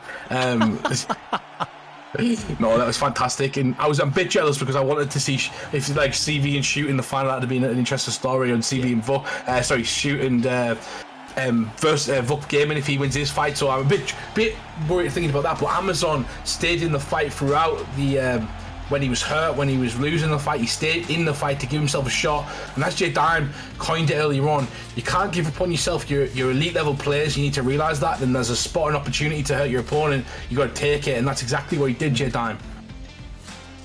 Listen to me. It's not over till the fat lady sings. And it was getting to a point where getting close to over. But there's still time on the clock, so Amazon will not give up. And he showed. Sometimes your resiliency, sometimes you never giving up gets you the win. Yep, bro. Like, honestly, it's been such an emotional roller coaster already. Crazy. Bro, if it wasn't for the heat, I'd be sweating anyway. I tell you what, like this is some craziness that we are seeing right here, and I expect that trend to continue. So, Mr. Humbledink, we will be moving on to the next one, and it will be between Smooth Suave up against Elite King. These two guys have been menacing so far in their primetime run, and they have belief in their abilities to get the job done and work their way towards that title. Of course, being on this right hand side of the bracket, as you well know, Humble, means that they're not going to get an opportunity to challenge for that belt until the very last fight. Yeah, the very last fight. It's kind of a bit like you kind of like it because you avoid the champion in a sense. You avoid one of the toughest matchups, but at the same time, it's like you wanted sometimes the opportunities there. People take it, but Smooth Suave has been incredible so far. Currently 4-0 in the PlayStation division, similar to people like Robin, who's had great performances. He believes in his ability. During the promotion, he said he doesn't shy away from the fight. He will take up any comer, and similar to Elite King, who said that he is going to finish every single fight that he has in the first round.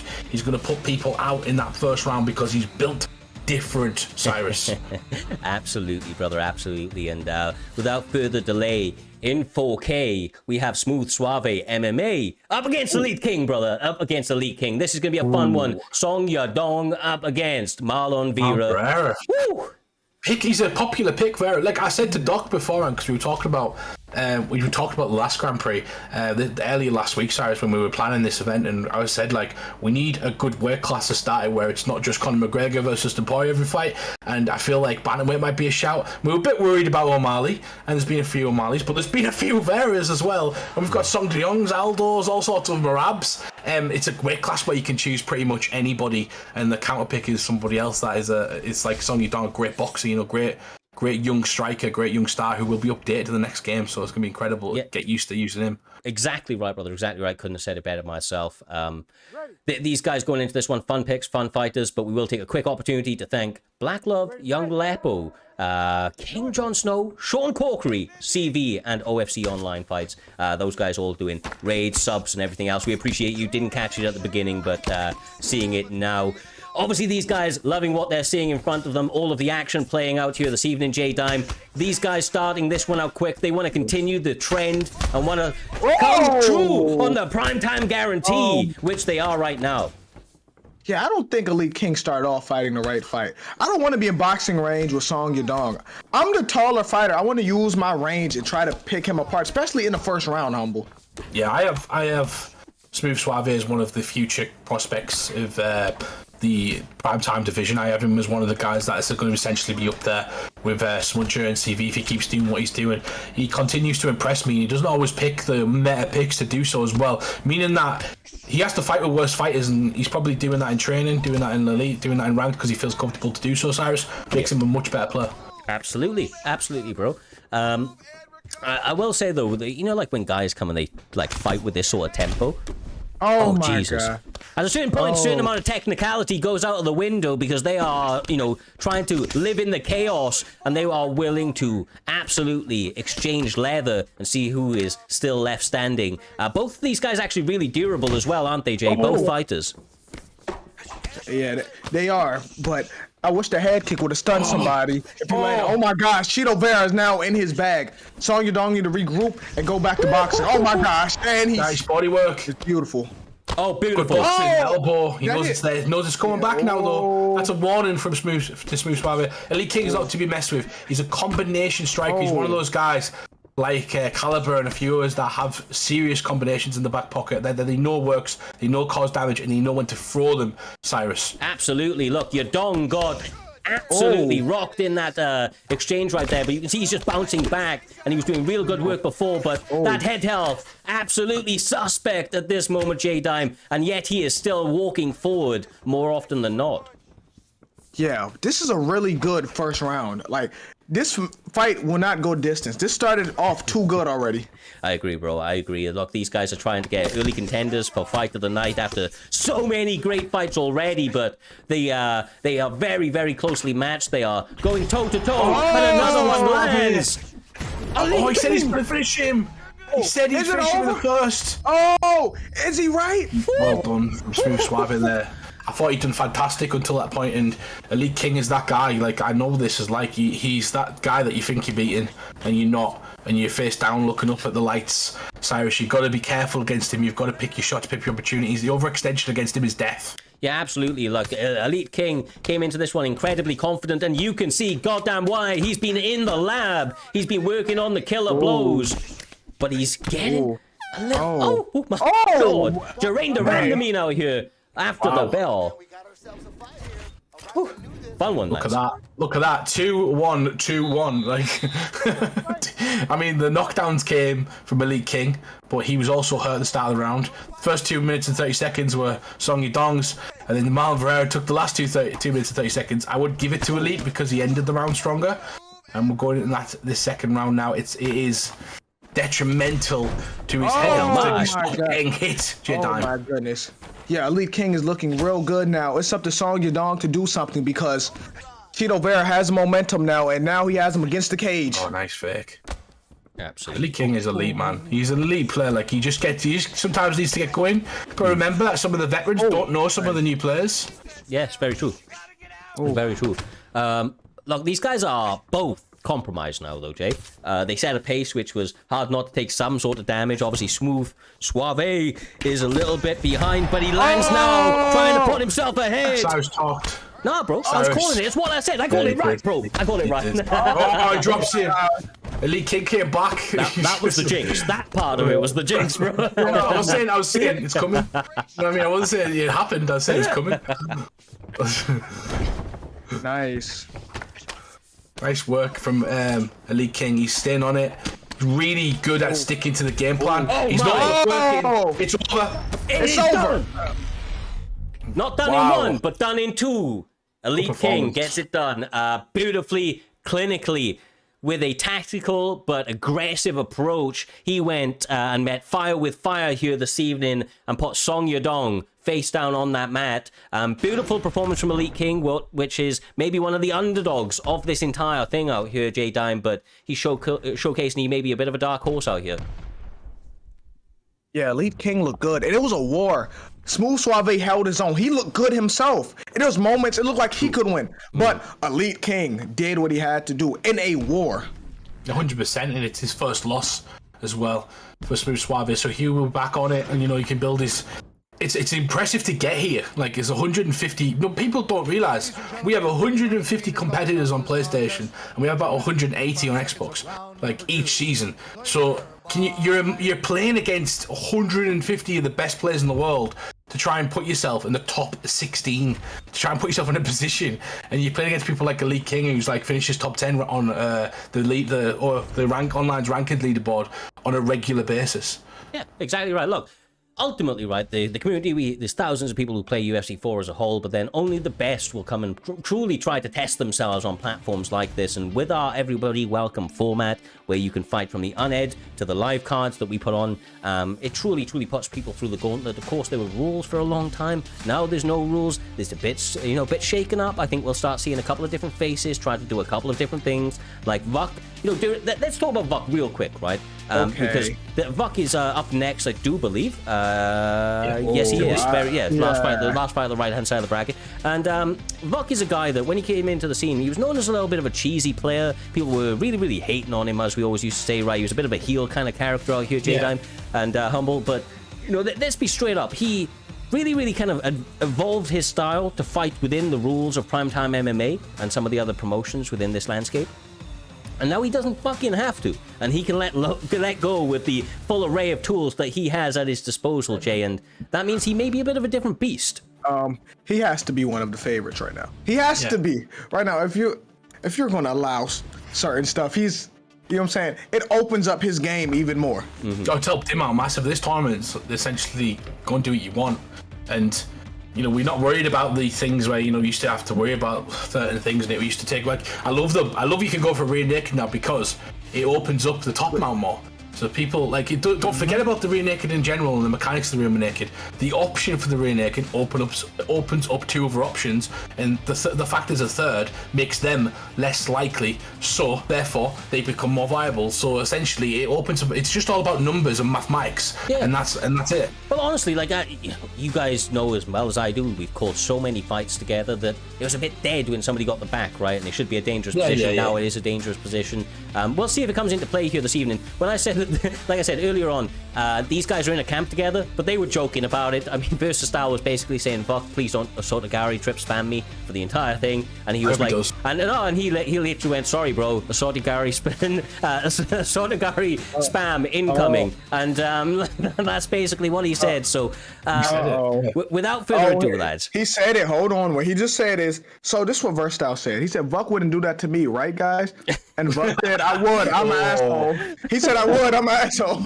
Mate, so, like, remember, Jay, we were talking about this last time we did commentary together. I think it was like 3 weeks ago. Essentially, we were talking about it, and we said, like, one of the most impressive things about Vuck Gaming, because he was fighting a team at the time, he's like, does not care. It's just that bell rings. I love it, bro. Everything goes. Yeah, everything goes. He's going to try and beat you, and you've got to understand that. And he's going to try and beat you in every single way. He wants to come out with his hand raised. He doesn't care if you're happy at the end of it, and that is the essential epiphany of a true winner. Yes, he's a teammate, but you get this every day against real people in real fights. Do you know what Vuck's like slogan is? What his like little thing is? It's get good.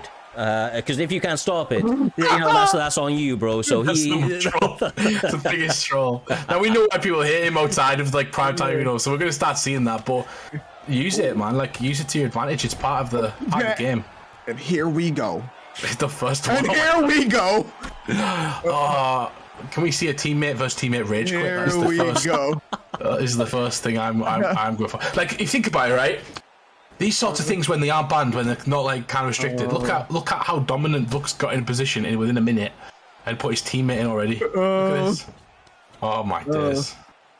And this is exactly what Versus Style was concerned about. He is Cody Garbrandt. He wants to let those hands fly, but it's going to be hard to do so with the miniature Triple C on top of you. Working that ground pound, working submissions, J-Time with the first one, trying to get some of those reads and get them early. He was just resetting the bar when he was throwing them punches by using that arm bar humble. Yeah. We've got to understand as well. Arm triangle, my bad. Like we talked about earlier on, he's trying to give a strategy, and sometimes you get into a position where if he gets the next one, I believe he gets the side control. Yes, he does. There we go. And that's all he wanted. It's all about positioning. Yeah, it's about chaining. You've got to understand there's 5 chains, and each of them give you different positions. Some give your opponent position back. Some give you position. I know there's top comp players mostly in these chats, but if you are kind of new to the game or you're looking to kind of understand it, and it'll probably be similar for the UFC 5 as well. You've got to kind of chain stuff together and understand it, Cyrus. Talking about chaining stuff together, he chained together a couple of transitions and now found his opponent's back, at least momentarily. He now is trying to work that ground and pound, but of course his opponent, Versus Style, living up to his name and being very versatile here this evening. This is difficult for him, though. I mean, goddamn, 3 minutes or so now, or just under 3 minutes. On bottom, after that Asotagari trip early, I mean, when he gets back up, he just basically needs to block low and let a couple of punches land in order to trade off, if you want my opinion, Jay. I'm going to be real. You said he living up to his name. He's not even allowed to live up to his name right now because he's been on the mat the whole time. So we can't even see him be versatile or be creative because he's stuck on his back.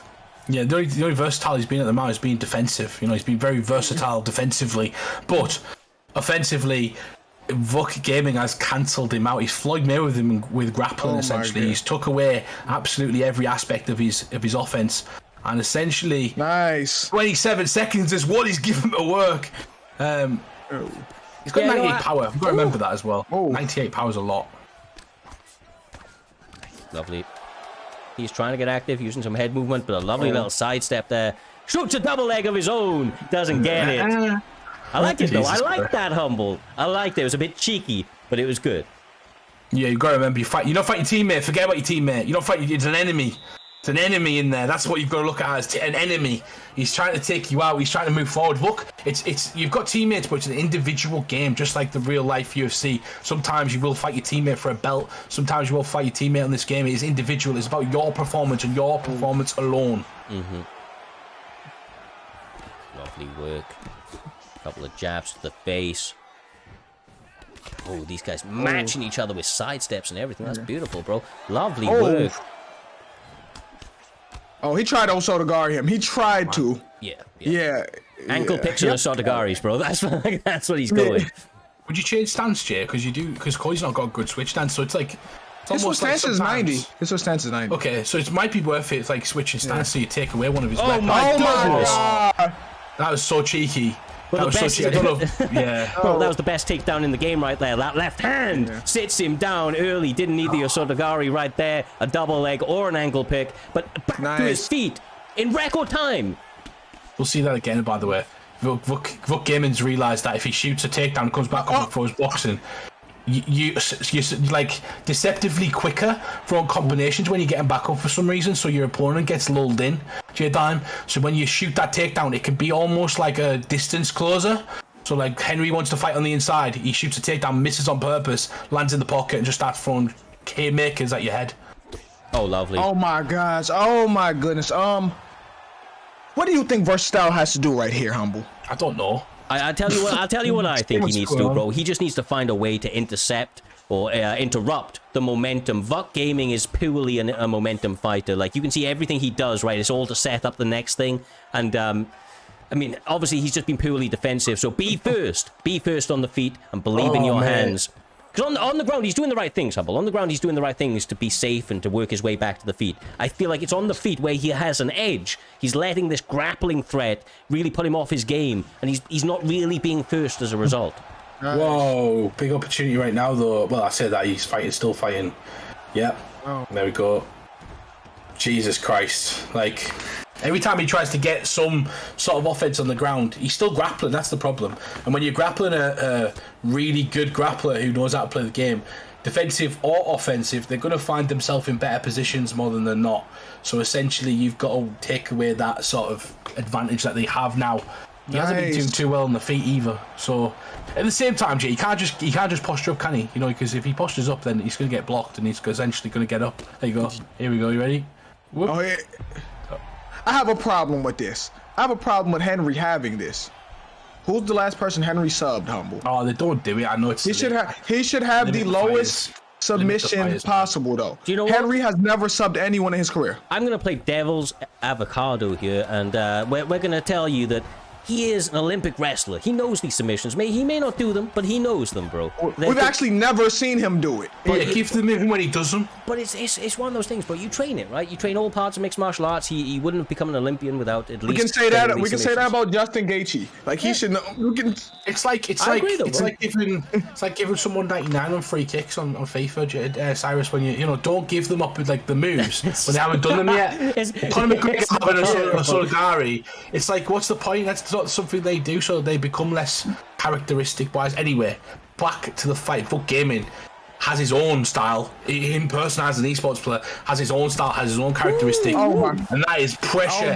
Oh my god! Anything goes. Grand Prix winning. And he's wanting to put himself forward, man. From what the chat is saying, exactly kind of what I would expect is he has the submissions, but they are low stat. They need to be 080, which is the default. Not 83, 80. He's 93. The default completely. Is that what you said? They're 93. No, they're 83, but they should be 80. Hey, I know 80 is default, but we gotta make the default lower. Give him like a 50. So make it lower. He might get it. Over. Oh, he got it. Unrelenting from Vuk Gaming. Like you said, give zero shits that it was his teammate and did absolutely everything he could to get the W. rumor has it that he before this entire fight was doing little things to his teammate. They shared lockers coming out here. Normally they're in opposite teams, but they were teammates. He's been fucking with him the entire time back in the Discord server in that fight chat, and he lived up to everything he said he was going to do, and some. Ground and pound for the finish. Humble advances to that next stage, and that is the first leg of this entire tournament. Dunzo, brother. Dunzo. Yeah. Fantastic start. Everything we thought it was going to be and more. We've had some of the craziest fights, finishes, and comebacks of last season to this season. These would have matched it, which we will be doing. It's probably a good time to tell you guys as well. We're having a quick intermission between each round. Essentially, we will be doing the knockout of the season, the submission of the season, player of the best player of the season, and similar to last season when we did most improved and things like that. So we'll be doing that soon. Yes, sir. For you guys, so keep an eye on that coming forward. We're just working on that in the background. Yeah, exactly right. And just on that point, of course, coming to the end of UFC 4, we will be introducing our very first Hall of Fame for the UFC 4 bracket as a whole. So we'll be putting out some things in the very near future so you can get your votes in on certain performances and the like. But there's a lot coming in Primetime's future. And of course, with UFC 5 knocking on the door, scheduled to release at the end of next season, next month even. There's a lot going on within this community. It's never been better to be a fan of mixed martial arts and the UFC 4 gaming title. But with that being said, that is the first leg done. You can see all of the contestants that have been able to move on to the next stage. Although this doesn't quite 100% work like it would normally, we will do, as we always do now, a little bit of a promo introduction to go back to all of the fighters to try and hype up. Of course, some of those guys you will no longer see in the competition due to being eliminated, but it will be interesting to see, for anybody that hasn't, the little bit of talk that we had leading up to this one between all of the competitors and their belief about who's going to be the primetime champion come the end of this entire Grand Prix. It's been a funnel leg so far. We expect bigger and better throughout this entire thing, and quite honestly, with these final stages around the corner now, with, like I say, with the champions, the like of CV and so on, still retaining, it's been so back and forth. We don't know which way this is going to go, but we are excited to find out.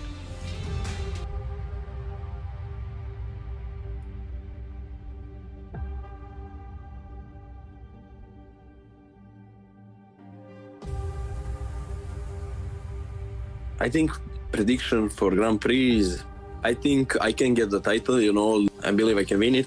And yeah, gonna be very fun. Versatile. He's obviously got that dog in him. He never gave up. No matter how many times he got kicked in the head, he found a way. Killer instinct. Beautiful work from Payne's, and this man has quite clearly made massive developments in his gaming. He looked way better. He was telling me that he's gonna prove them wrong. I promise that with the chance of being in this Grand Prix, I'm going to put on a show, no matter the outcome. E3 goddamn GOAT!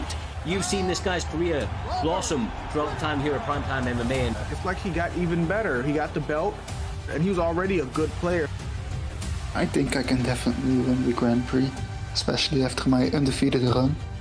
It won't be easy, but with my unique style, I'm sure I can get it done. This Saturday, I plan to showcase the improvements that I've made. You're going to see a new and improved version of Ripe MMA. And make no mistake about it, I want to finish all of my fights. I look forward to starting off this season as the primetime champion. Dave TT on massive murdering streaks. Didn't miss a step, bro. Didn't miss a step. What's about me is I'm not going to shy off the fights. I think first 2 fights I win. Easy, light work. I'm going to keep going 100% and give 100%. I'm ready. I'm here to take over. See you lot at the Grand Prix. Get ready for me. Peace. My prediction for this Grand Prix is to display my excellent grappling as I always do at the highest caliber. I'm expecting to tap people out, and I'm going to make sure that they're going to respect the jiu-jitsu before UFC 5. Y'all know what I do. Peace. This is the Elite King. I'm basically here just to destroy every single person. I mean, no one really got a chance. I'm just going to beat everyone within the first round because I'm just built different. The former champ for a reason. Blackout demolished him. Smudger, he's washed. Everyone's getting it. Everyone's getting it on Saturday. If you're on my side of the bracket, watch out. I can't wait for the Grand Prix on Saturday night. I've been telling people that I'm going to breeze through this Grand Prix and I'm going to smoke anyone that gets put in front of me. I'm aiming for 3 in a row, 3 Grand Prix in a row, and I'm about to remind everyone who owns this PlayStation division. Boy, bruv. Hiss, ain't it? Lapo here ready to fucking whip these fucking little bitches. Especially that little bitch Smudger. Fucking that little rat. The truth himself, CB, absolutely phenomenal, threw the gauntlet, every challenge put at his feet, he answered handsome. He's going in to the Season 5 Grand Prix as the PlayStation goddamn champion. It's all come down to this. You're about to see the 16 best guys from this last season. Everybody has their pick. Everybody has their favorite. Everybody thinks they know who's gonna win. It's up to how those 16 guys show up, how those 16 guys perform, and who is gonna be the champion going in to UFC 5. It's Grand Prix time, baby! Let's go! So sit back and enjoy the show, yeah? You are welcome. And we are back, lads, and we are back. The PlayStation Grand Prix, the first leg of the tournament in the books, and goddamn, bro, I love Swaggy, man. When he gets on that, gets me hyped. It's the time, bro. It's the time. I want to say something about Swaggy Kush, right? Because people underestimate Swaggy. Like, Swaggy's like, no one asked me to do this, no one asked me to do that. And I was like, I'll ask you to do it. You're streaming every single day, 7 days a week. You are the most qualified person for that role. And he knows the assignment. He gets on there, gets you hyped, and he gets himself hyped. He loves this stuff. And shout out to everybody of our staff. You have stepped up, Cyrus, and we're going to step up right now because it is the last leg of the Grand Prix, the PlayStation Grand Prix, and we're going back to a title fight. Yes, sir. Yes, sir. I mean, it's going to be absolute fireworks. 2 of my favorite fighters. Much like we've seen, I mean, like, honestly, Samurai Robin, right, he has been fucking fantastic since he set foot in this cage. I believed in this guy's ability. I know that he's competed elsewhere. I know that he has done some good stuff. Never quite really achieved his true potential, in my opinion, until he came into Primetime MMA. I feel like he's found his home here. He has truly put in the work, and he has showcased that he is to be mentioned about some of the best on UFC 4 over the last 4 years. And right now, he wants to showcase all of those skills coming to full fruition. And no better test than that, Humble, than the reigning champion in CV, aka The Truth. This man is a fucking menace, bro. He is truly the epitome of a complete fighter. Yeah, 100%. He's one of those guys, and he proves it time and time again, who can put beatings on people left, right, and center. That beating might not come into the 3rd round yet, Dan, but when it does, it is brutal, it is calculated, and it is violent. Are we about to get that fight right now? Oh, yes. Right now? Why? It's so early. That's crazy how that fight is so early. Welcome to prime time. They should have been on different sides. But yeah, we get this fight very early, so we about to get spoiled. Yeah, we don't get choice on the position. It's all based upon seeds. It's all seeds, isn't it, Cyrus? So essentially 1, 2, 4, 3, all that sort of stuff. So essentially, your position of the season calculates who you'll be fighting in a tournament. Like last season, Vladimir, I'm sure he got himself position 16 to fight for a title in his first fight, and then never stopped since. Never stopped since, Cyrus. The last fight he lost, bro. The last fight he lost. But no, absolutely right. All seed based. So you have rank number 1 on the left-hand side of the bracket, rank number 2 on the right-hand side of the bracket to top them out. And then, of course, subsequently you go through, 2, 3, 4, 5, all the way through. But Samurai Robin obviously joined a little bit late. He came into that season. He put together one hell of a run, put himself in or amongst that top 10, and now has the biggest opportunity of his life. His first opportunity to, kind of go up against somebody like CV and try to get that gold. This, lads, is going to be an absolute chess battle between these two competitors. Some of the silkiest strikers that you will see on the game there, J-Dime. Yeah, this is interesting because I've never seen CV use GSP. But Samurai Robin, I want to see how he defends Samurai Robin leg kicks. Samurai Robin is very tricky with these setups, and he's throwing more body kicks than leg kicks right now, Humble. He is, and that might be to kind of stop the takedowns if potentially they were coming. And he's doing a really good job of kind of controlling the cage at the moment, but don't be shocked if CV starts winning off the back foot as well. Both of these guys a bit tentative, trying to figure each other out. Cyrus, as you'd expect, CV starting slow. I don't know if these have fought each other before. I don't know if it was set 0-0 when they went in, but yeah, this is a very technical. Yeah, it did. Exactly. The only kind of hints that they get at how they would match up is via watching tape. The first time these guys have stood opposite each other, and they're in a bit of a feeling out process right now, J-Dime, but they are really trying to probe and find those openings. Both guys really digging deep with different combinations. Yeah, I'm really interested to see how this chess match goes, Humble. This is crazy. I can't believe in the last 3 years these two have never fought each other. That is, we get it first in prime time. That is insane. Like, two of the most top level competitors never fought each other. That blows my mind, Cyrus. Nah, truly, bro, truly. Like I said, even this late in the game cycle, Primetime MMA finding ways to continue to showcase the top, and it also speaks to the evolvement of the game and how these guys continue to find different matchups, different openings, and different storylines leading into their bouts. No better storyline than this right here. The Samurai Robin bursting onto the scene, showcasing a very unique style, and now looking very good in his matchup up against the champion. These guys pretty evenly matched, J-Dime, but obviously a lot of respect deservedly given, as they are incredibly dangerous in all realms of this mixed martial arts. Oh, please. Okay, I want to see what adjustments are made to in between rounds if we even get there. Oh, he's going to be against the fence. Yeah. Nice work from CV. Oh, I love that aggression from CV sometimes. It's so subtle.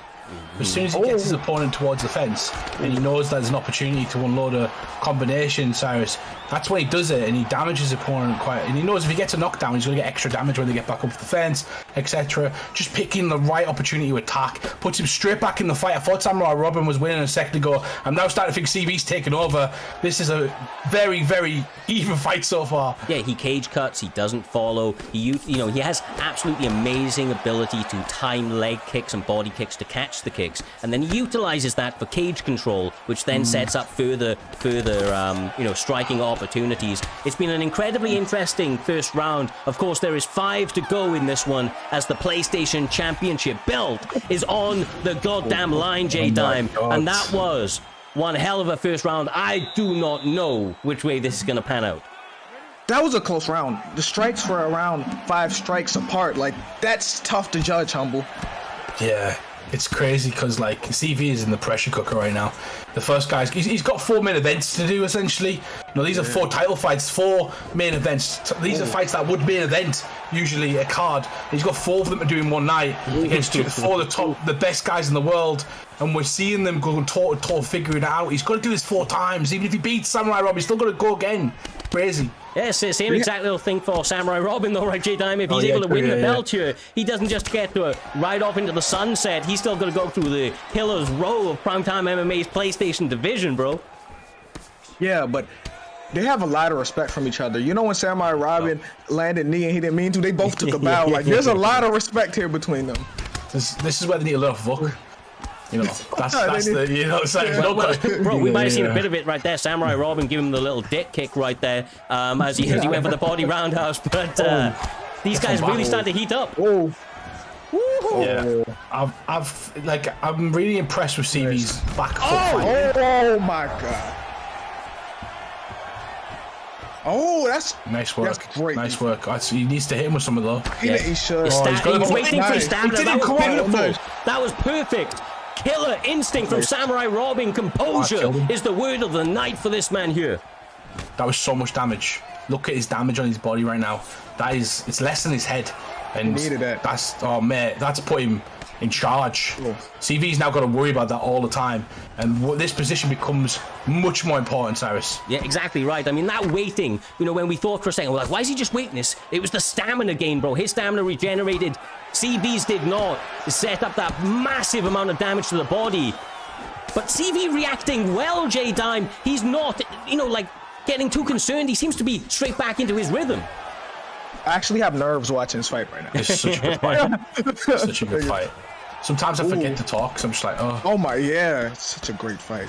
Just kind of one of those ones where you want to sit back and be a fan for a second, right? Yeah, of course. This is a show. Like, it's just. At one point, I thought like CV was running away with it. I think we even said it, and then just Samurai Robin gets that body rock, and I was like, whoa, wait, there was his body health always that low. CV starting to go to the head a lot more. I believe that Samurai Robin is either doing really well when he's right on the back foot, or he's doing really well when he's right on the front foot. This middle ground is where CV kind of picks him apart. I think positioning in the cage is vital in this fight. I agree. I absolutely agree. And as you can see, you know, the best do this, man. There's no following involved here. It's all cage cutting. It's like, you know, cornering each other into very dangerous positions. Oh, nice. Oh, Jesus. I think he went with a 4-piece instead of a 3 right there, Jay. Oh, gets him with a question mark kick. Misses the uppercut.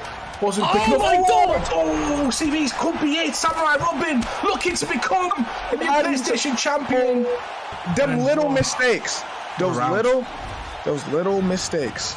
If anyone could come back, though, there's no one out of this fight, you know.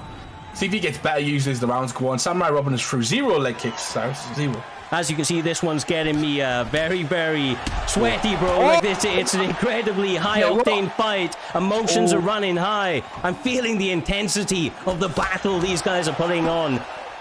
It is all on the line, bro. Including the gold, Jay. Including the gold. That's what makes it better. This is for the championship right here. Oh. CV came out and just rocked him like it was nothing. Yeah. Oh my. What's going on? This is like the Rock versus Stone Cold in WWE. They're just going backwards and forwards, smacking the shell. I don't know. I thought CV was getting beat a second ago. What the fuck just happened? Samurai Robin, come on. The long combo. Oh my God. This is a game of inches. One mistake and this could be a wrap. Isn't it crazy that some of these top players can just have really, really bad round, come out the second round, and they just look completely different? Absolutely. Oh my God. Matrix. Oh, he's got him in the Matrix. That's cheating, that is. That's a great takedown after it's done. After the mainframe right there, Cyrus, a great takedown. That's out of order. Do you know what? I'm not too familiar with the Gangster Zane in the chat. Brings a really good point. No leg kicks from Robin, so you know, in this bout so far, or very, very few. Interesting to note, but maybe that's a stamina concern because, of course, it does tax you, and CV so good at managing that stamina. But right now, he's also showcasing his grappling chops out here, Jay, finding some top control opportunities and now trying to get some advancements in position. Man, this is scary because we haven't seen this wrinkle. It was just on the feet. But instead of going for the finish, he took him down. He mixed it up. Nice work. Goes for the fake right there to try and get himself back to his feet, but doesn't quite get it. And as you were just saying, mixed it up. Might need that. Needs to slow the rounds down. There's 5 rounds to work. They're only halfway through the fight. Jay Diamond, throw it back to you. They're only halfway through a fight, so they've managed to have this crazy brawl for the last 2. One of them needs to make some adjustments. Yeah, no, exactly right. And Ripe MMA bringing a good point. He checked a good few of those leg kicks in the first bout, so maybe he's still a little bit damaged on the shin and doesn't want to continue to throw that. Of course, it's a bit, you know, you're fighting multiple times in a night. Of course, some of that's going to come into the next one. Finding himself in top control now. Beautiful reversal there, J-Dime, half guard. A couple of little body shots trying to work his way to some GA and an advancement in position. That's what I was about to say. He has to pre-deny that timeout because GSP doesn't have a get up from timeout. You cannot fake the get up. There's nothing you can do from there. So anything, I'd give up side control. I know it's not right before I give up that timeout if you're GSP. Oh, dangerous. 40 seconds. Samurai Robin was winning like less than a couple of minutes ago. Like, what the hell? He was like almost like he put him out. He was one shot away, and now it's just CV controlling him, kind of having a really good round. And Samurai hits Robin's head is blinking. This is all being seen. CV's took control in this round. Jeez. Nice. This is getting into some deep waters here this evening. Woo! Hi, goddamn guys, I'm a little emotional right now. It's getting real heated out here, and they are now in the championship rounds here, Mr. Humbledink. And they're both injured. They're both digging deep. Yeah, just want to take a second to appreciate both competitors as well. It's a shame someone's going to lose this fight, but I'm so appreciative that we have competitors like Samurai Robin and CV in Primetime MMA PlayStation Division leading the charge. Against Cleat, right on the chin, J-Dime. This is so crazy because The end of that second round, we thought Samurai Robin was winning. Oh my days. He reversed it. Oh my god. Two knees to the body. Oh Remember my what caught him last time? The knees to the body from clinch. Oh my god. CD. Oh my god. Oh. CV's got to be careful. He doesn't go for like something crazy like an axe kick or something, because that's what he went for last time. Oh my god! Beautiful! Look! Samurai Robin's one shot away. He's gonna do it! Oh my god! And through! Oh my PlayStation god! champion! KM Samurai Robin! Woo! Take a fucking bow, my man! Take a bow! What's happening? What is happening tonight? The fuck is going on? Well done, Samurai Robin. What a fantastic fight from both competitors. But let me get into Samurai Robin. He had his moments in the fight. He had times in the fight at J-Time where he was hammer and the nail. He proved that he can overcome some adversity, stay composed, and wait for his opportunity. And when he got it, he took it. Oh my, it's just a game of inches. He was losing after that second round, and then he needed that one moment for the counter, sidestepped that teep, and he threw the head kick. That was beautiful. You don't see teep speed sidestep too often as well. You've got to time them so freaking well. You've got to get the same sort of movement and rhythm as your opponent, and for him to do that, channeling his inner Van Damme Cyrus, one of his favorite characters, because he used to be on my team. I did a logo for him for Van Damme. This guy loves Van Damme. He loves old martial arts movies, and he reminds me of Cyril Gane, and that's his favorite fighter. Cyril Gane sort of fighter. He's a Dutch kickboxer in real life. He's the first UFC player that I know that was officially sponsored to a esports team, like a legit esports team that were paying him money and a scholarship and stuff like that. So one of the top guys leading in the community, and he wins the belt. He's the PlayStation champion. But guess what? He's going to defend it. Absolutely right, brother. Look, I can. Jesus, man, I love those guys fighting. They are truly, truly phenomenal. CB, being a fantastic champion, was putting on a sensational performance there. Definitely was having some great moments in that bout. But for Samurai Robin to find that opening, right? That never quit mentality, the ability to dig deep when you're getting rocked, where you're having some success, but you're maybe down on the scorecards, as we saw in the in the little bit of a kind of snip forward that they showed at the end of the bout there.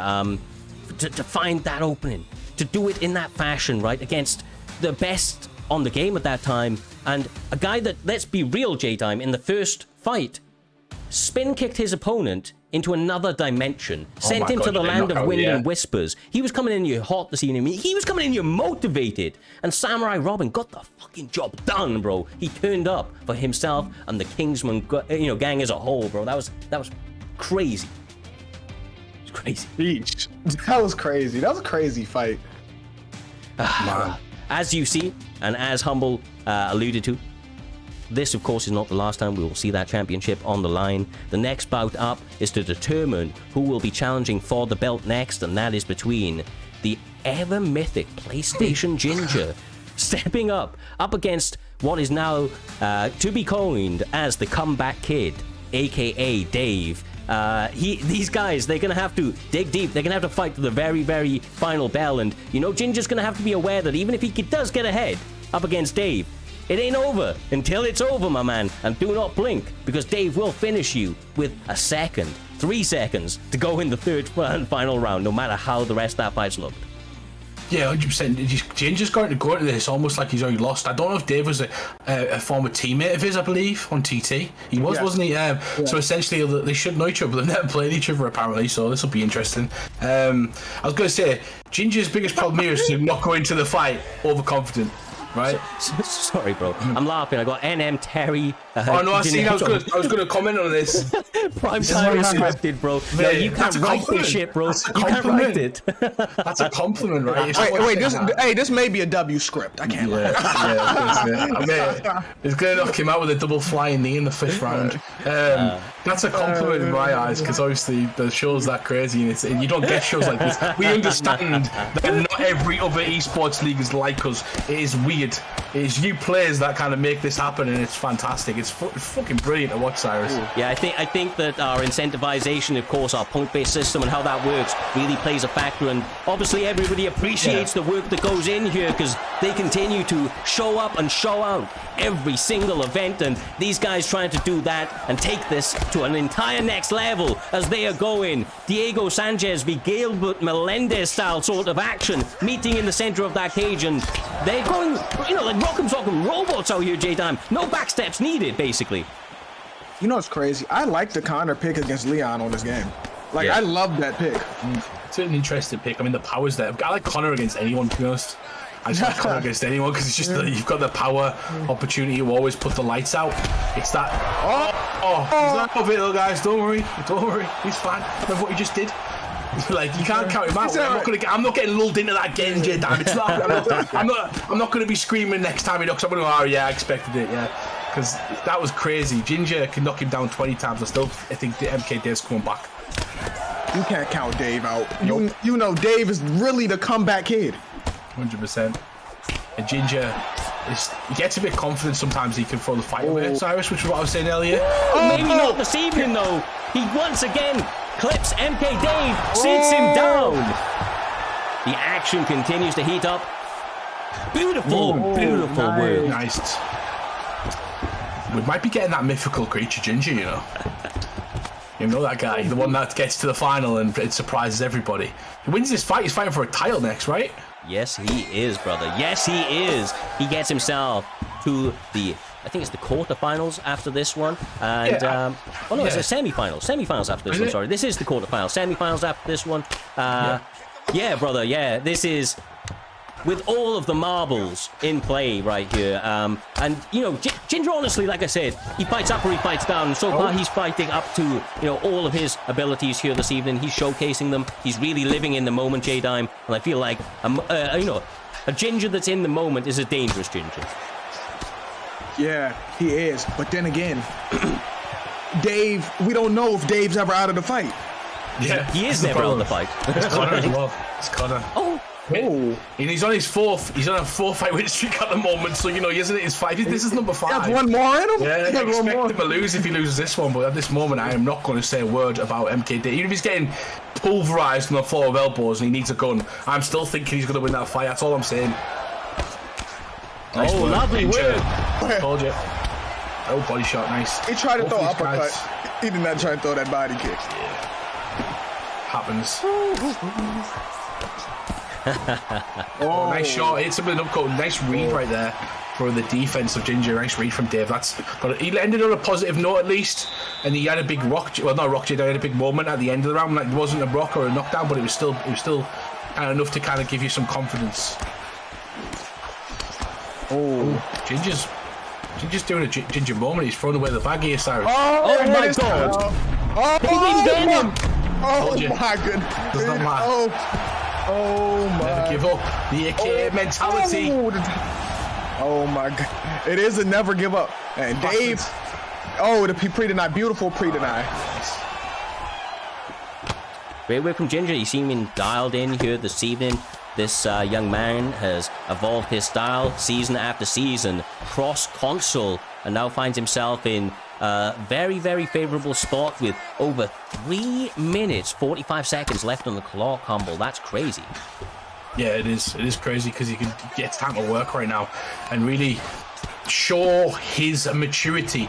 We have had a conversation, me and Ginger, before about like this league and what he's doing, and I said to him when I was 16-year-old, you know, like same with Doc, when I was 16-year-old, I wasn't helping leagues in the background, doing all the loads of work, admin, all that sort of stuff, learning a job and a craft, Cyrus, and then also fighting at the highest level in the game. I was out partying and doing crazy stuff. So if he keeps at this in the next couple of years, he could be a superstar amongst the esports league at an early age and start to earn a bit of money. You know, it's all about like putting yourself out there and growing with the game. We don't know the level the game's going to go to in the next couple of years. Yeah, even where it is, we you know, there's bright things on the future. So as the game and the platform continues to develop, of course, the guys who have been putting in the work season after season, keeping those skills sharp, their fight IQ at an all-time high, are really the ones that are going to blossom later on. And I know that both of these competitors have the ability to still be hanging with the best of them, if not at the top end, come UFC 5 and later. And they are showcasing all of what they have learned on UFC 4 so far. They're having to really dig deep, grappling, striking, all on display. And once again, Ginger gets him hurt. Nice work. What is he going to do? Go back to the tactics, Jay. I'm sticking to the game. But this is a maturity level when you see you get pocket when you start getting hit. That's a problem. He got to be wary because Dave is dangerous. He has to take his time. See, the thing is, right now, Ginger is like, he's still very, although he's got clipped a couple of times, he's not frustrated because he's fighting in a world that he feels comfortable. For me, Dave needs to really start to mix it up on him a little bit, out here, Humble, and, you know, maybe make it a bit dirty. I know he's cornered, but a little clinch out there now and again may be favorable to this man. Gotta be careful because you look for that spinning elbow, yeah, but you are correct, like mixing it up and kind of giving him something to worry about. But at the same time, I think Dave's winning the stand-up ban. If you're looking at the head health, the body health of Ginger, he's really hurt. The problem is, Ginger's starting to realise when to strike. He's using false pressure to push his opponent back to the end of the cage, and now this is where he strikes, not in the open where he can get damaged. He needs to keep him here. Absolutely, but I will be honest with you, right now, for my money, J-Dime, MK Dave, he has one shot that is doing 70% of his damage, and that's the uppercut. He's finding different ways for the uppercut, whether it be slip-off, uppercuts to the body, uppercuts to the head. He's absolutely clinical, and he sits him down with an uppercut right fucking there, bro. He just needs to keep his calm right now. You got helicopter. That's when you know Ginger starts to panic. If you start helicopter. Oh, good work. Ginger! Composure. Okay. From panic into composure, he was able to bring back his emotions very, very rapidly, showing his veteran savvy and now pressing the action. Nice. Ginger's starting to like get really good in certain heat, like when the situation gets hot. I'm sorry, Ginger. Nah, bro, he still did it though. Listen, he's proving your point. Even when he got clipped, you know, he was there, he was composed, he found the right openings. And now he's going rocked again. He needs to finish it. He needs to take this opportunity now. Now is his shot. Good work. This is his shot. That was beautiful, Ginger. This is good work for Ginger. These are the head. He ate that head. Nice work. What would Dave do? Because I feel like he's still dangerous, but Ginger is controlling. He's going to pull, and he's going to throw that uppercut, bro. I swear to God, he's chambering it. He's got it in the back of his mind. He wants to pull off a Cody Garber under Sunzow sort of moment right now. But he's getting hurt. He's getting so hurt again. Ginger should go to the body. Just constantly working. He's keeping in the same range. Ginger's not beautiful. Ginger's not getting over. Like Ginger's composed. Yeah, man. This is a good. This is like CV level. Like this is what we're used to seeing from TV. I like how Ginger's kind of taking some. He's not the Ginger of old times. This is an experienced Ginger. Absolutely. And look, Dave is trying to stay in this fight, and he's trying to find moments, but his block is absolutely obliterated. His head health is mincemeat, and he may be moments away from tasting defeat for the first time in this season. I will never come to out. We saw what he did last time, but I mean, his back is as against the wall as it's ever been, Jay.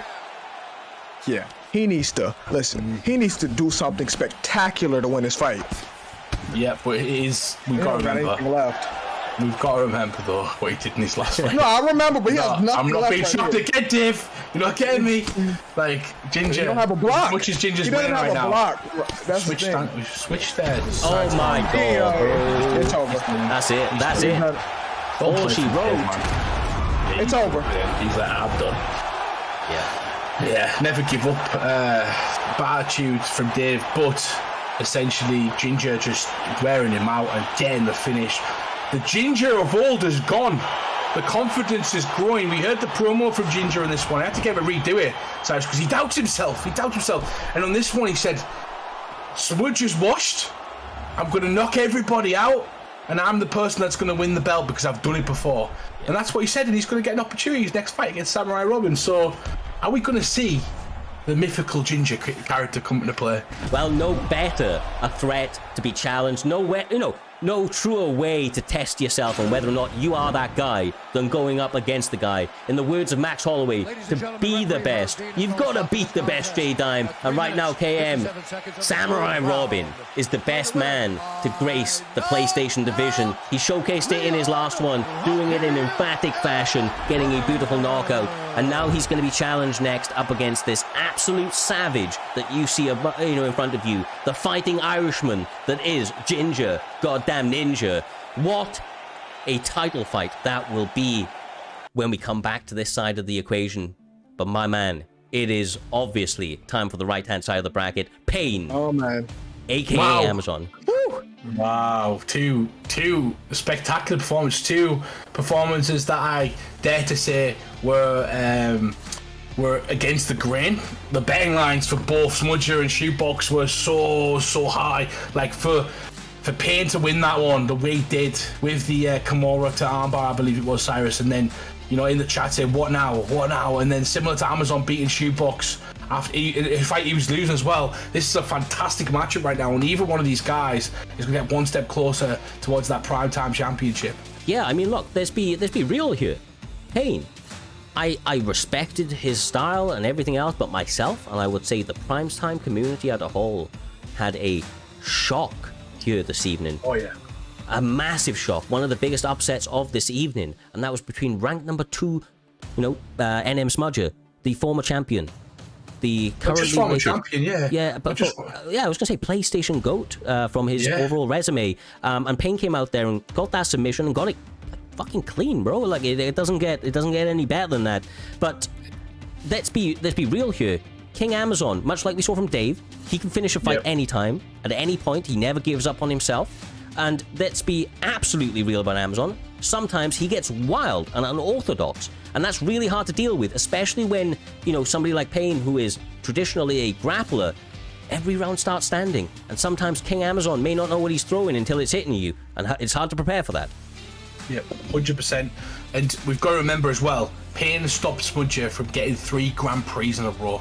Not just like it's all 3. That's crazy. That's like a year and a half's worth of work from Smudger that Payne stopped, and to do that as well to the guy who's been dominant, one of the most dominant champions, apart from CV, who now has lost the belt to Robin, who is an undefeated fighter along with Faninator, by the way, that finished last season, undefeated champion. But yeah, a great win for Payne. Payne could start this season as one of the top guys, and essentially we've seen it from people like Bossman. We've seen it from people who've came up on the other side like Driz. And essentially PlayStation might be getting some new players in the game, J-Dime.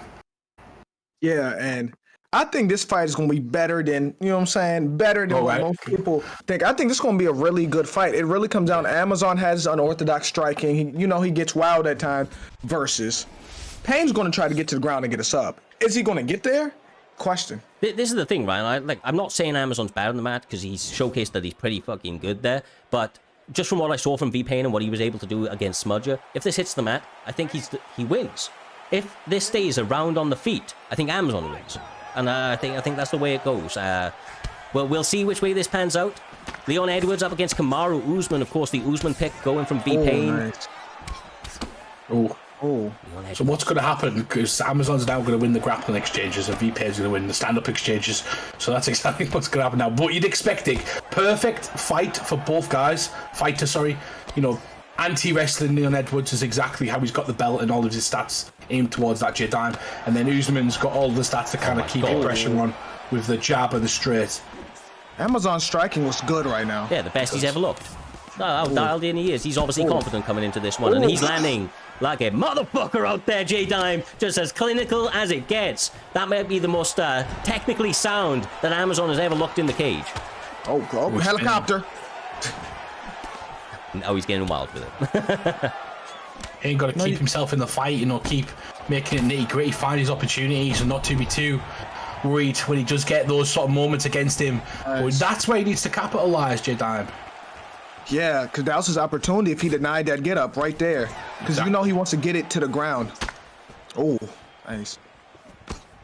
V-Payne getting a bit wild out there, trying to get some striking going of his own. Oh, I do that. Hey, Jesus. See, it was once he got wild. No, wild man. I don't know if this He is a berserker. That is what Amazon is. That's his nickname from now on. He is the berserker because he fights like a berserker. If you've ever seen like Vikings or any of that, bro, he comes out there and he is willing to just go wild, leave it up to the gods themselves on who walks out the victory. You see these flying knees, some of these big spinning elbows, and that was after some of the most technical striking he has ever done, Humble. It's mad to say, right, just how wild this guy can get, especially in spots. Yeah, definitely, and he needs to take a page out of... The problem is I'm the same, so I can't give advice on this one. You're but, definitely the same. Yeah, exactly. Like, he always reminds me of me. He beats the shit out of me, but he always reminds me because I can't help it. It's like some sort of... I don't know, you can't control it, even though you know you need to control it, you can't. It's impulsive. So, you need to take a leaf out of Ginger and CV and all these guys who've had successes. Look, not at the moment. Payne, continuing till hand Payne. Yes, sir, the up kick of doom coming into play right there, as I've said before, saving more lives than seatbelts. It's incredible how many times that keeps somebody in the fight, but to our viewers' pleasure, of course, with 50 seconds left of the first round, these guys have left nothing behind. They have really emptied it here in the first, and there's still another 2 to go, J-Dime. 10 minutes left on the clock. If they make it out of this first one, I don't know, but one of these guys is taking a bit of a dirt nap here this evening. Yeah, Amazon started so well, and then once he started being wild, V-Payne took advantage, and now V-Payne is doing what he wants now, Humble. Yeah, at the top of this game, the elite level, it's all about the rocked moments. It's all about when you hurt your opponent. It's all about what you can do with that. Some of these players, remember Kai last season when he hurt you, he finished like 9 opponents in a row with the first initial ground and pound exchange. Yeah. So there's people who can capitalize on that. It doesn't matter about the backwards and forwards sort of fighting, Cyrus. It can just be that one moment that ends the fighting. And that's exactly where V-Payne kind of capitalizes and Amazon is not doing so well. Yeah, we saw it twice here this evening. 2 guys have got last-second knockouts or last-second finishes when they were behind on the judges' scorecards. And that was a big moment right there. You know, Edwards was way ahead. Amazon was looking clinical, smooth, as clean as ever. But just wasn't able to keep it together. Wasn't able to stay composed like we saw from Ginger in the last one out. And V-Payne obviously as dialed in as it gets. This man came here focused this evening. His striking looking as good as it ever has, J-Diamond. Obviously one of the most menacing submission artists on the mat, but somehow, some way, King Amazon decides that he is not going to the match here this evening and is denying these takedowns effortlessly. That's crazy. The crazy thing about all of this is V-Payne is... that's this time. Shut up. No. Humble. Oh my goodness. Oh my god, that's crazy. I said, why would you throw that? Because I want to knock him out. You know, that's the reason you throw that sometimes when it lands. It's spectacular. But when V-Payne gets going, he gets a double leg, Cyrus. Yeah, much like Roy Nelson, he's fallen in love with the ability to knock people out, and he will do any wild shit that he needs to find it. But obviously that comes with certain prices, and right now that price is giving up top control to V-Payne, which is not where he wanted to be, J-Down. We saw how clinical he was in his last matchup, and once again, he's going to be looking to work advanced position, set up submissions via ground and pound. Nice shot. But V-Payne needed this after getting hurt by that knee by Leon Edwards. Absolutely. Absolutely. We see a lot of feints here. Go in for stack guard, Humble. Big work can come in. Oh, Jesus Christ. Jesus Christ. Just being like punched him like he's punched his pillow. Yeah. He's just going for it right there, just wailing on him. Nice work. Gets the reversal low, which is maybe what he was looking for, and he was kind of thinking, sometimes I'll take a few punches, Cyrus, just to get out of a really bad position. That's worth it in my opinion, because otherwise I'm going to be chipped away and be more frustrated, and I'm also going to have less time to react and have my own sort of offense. So it's a good option sometimes. It's actually like very good high IQ if it works and you manage to get back to your feet, and we can see he has. Yeah, very fair point. And, like you say, that very quickly they are now back on their feet, and there's a minute 10 left in this round. But another takedown from V-Payne. Excellently executed here, J-Dime. Low stamina Amazon had after that combination, so the timing and the entry was picture perfect. Yeah, but who's winning this round? Because Amazon should be winning off the stun, right? He should. Yeah, we don't know. Damage is big, though, right? That's the thing. Damage is the big thing. But he is having moments. He did get his head kind of flashed. I don't know, like the ground flashed via the couple of straights that he landed earlier.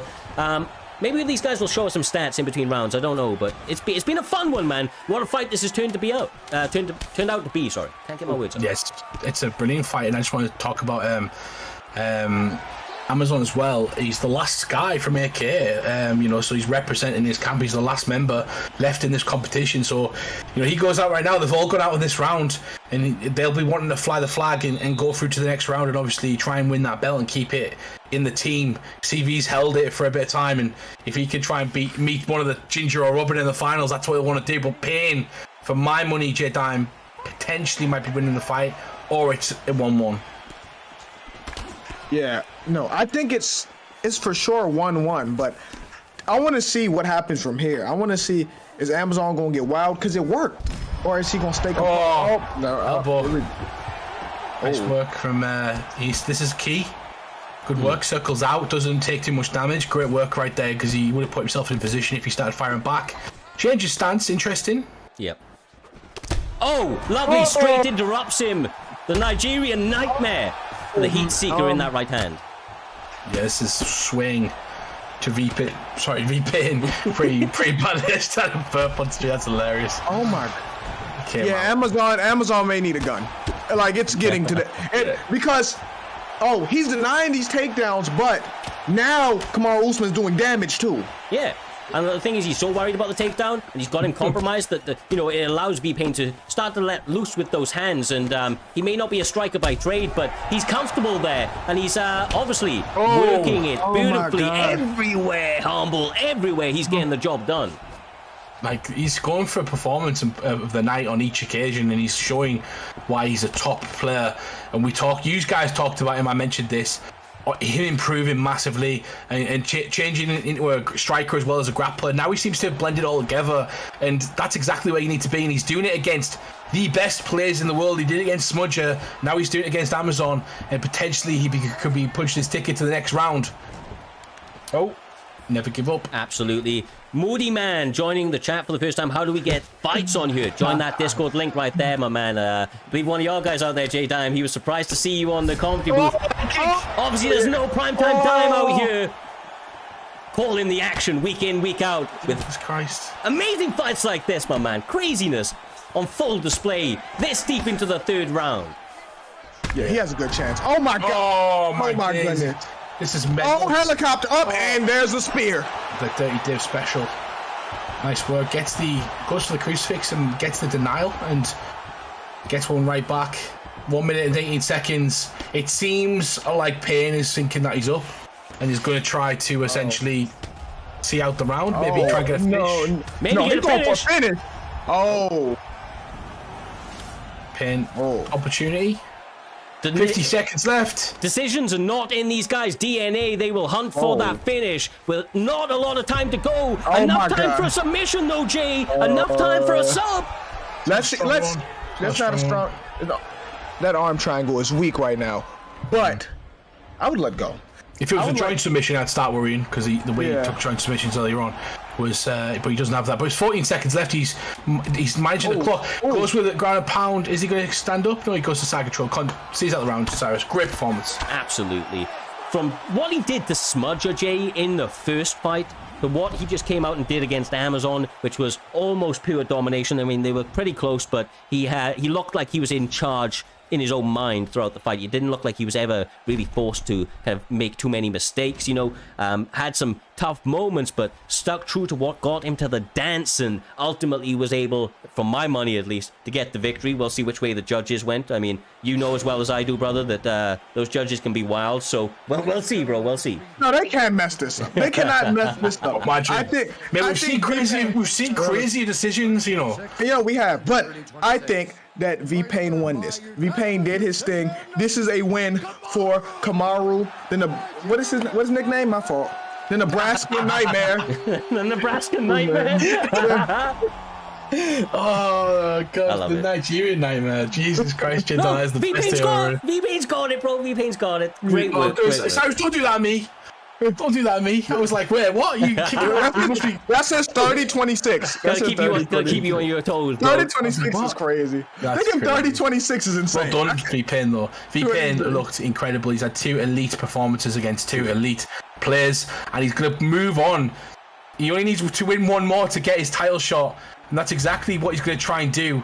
But his opponent, Cyrus, is yet to be determined, and Payne has still got tough competitors in front of him. As impressive as he's been so far, my player of the tournament, aside from Robin, essentially has been on Ginger as well. Actually, there's been a few, everyone who's gone through, I guess, but we're about to find out who's going to fight, and Elite Kings had an incredible performance last time out.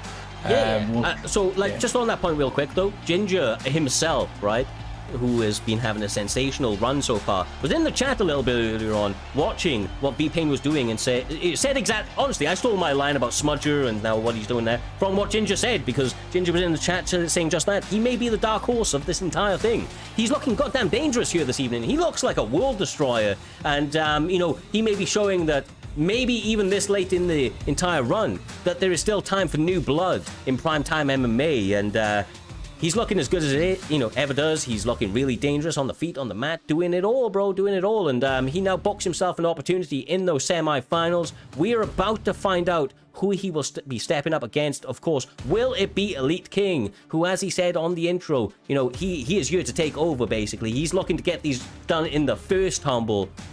Or is it going to be the menacing threat, the absolute murderer that is W.R. Vuck, a man that takes no prisoners, holds no punches, and looks for finishes in every way possible?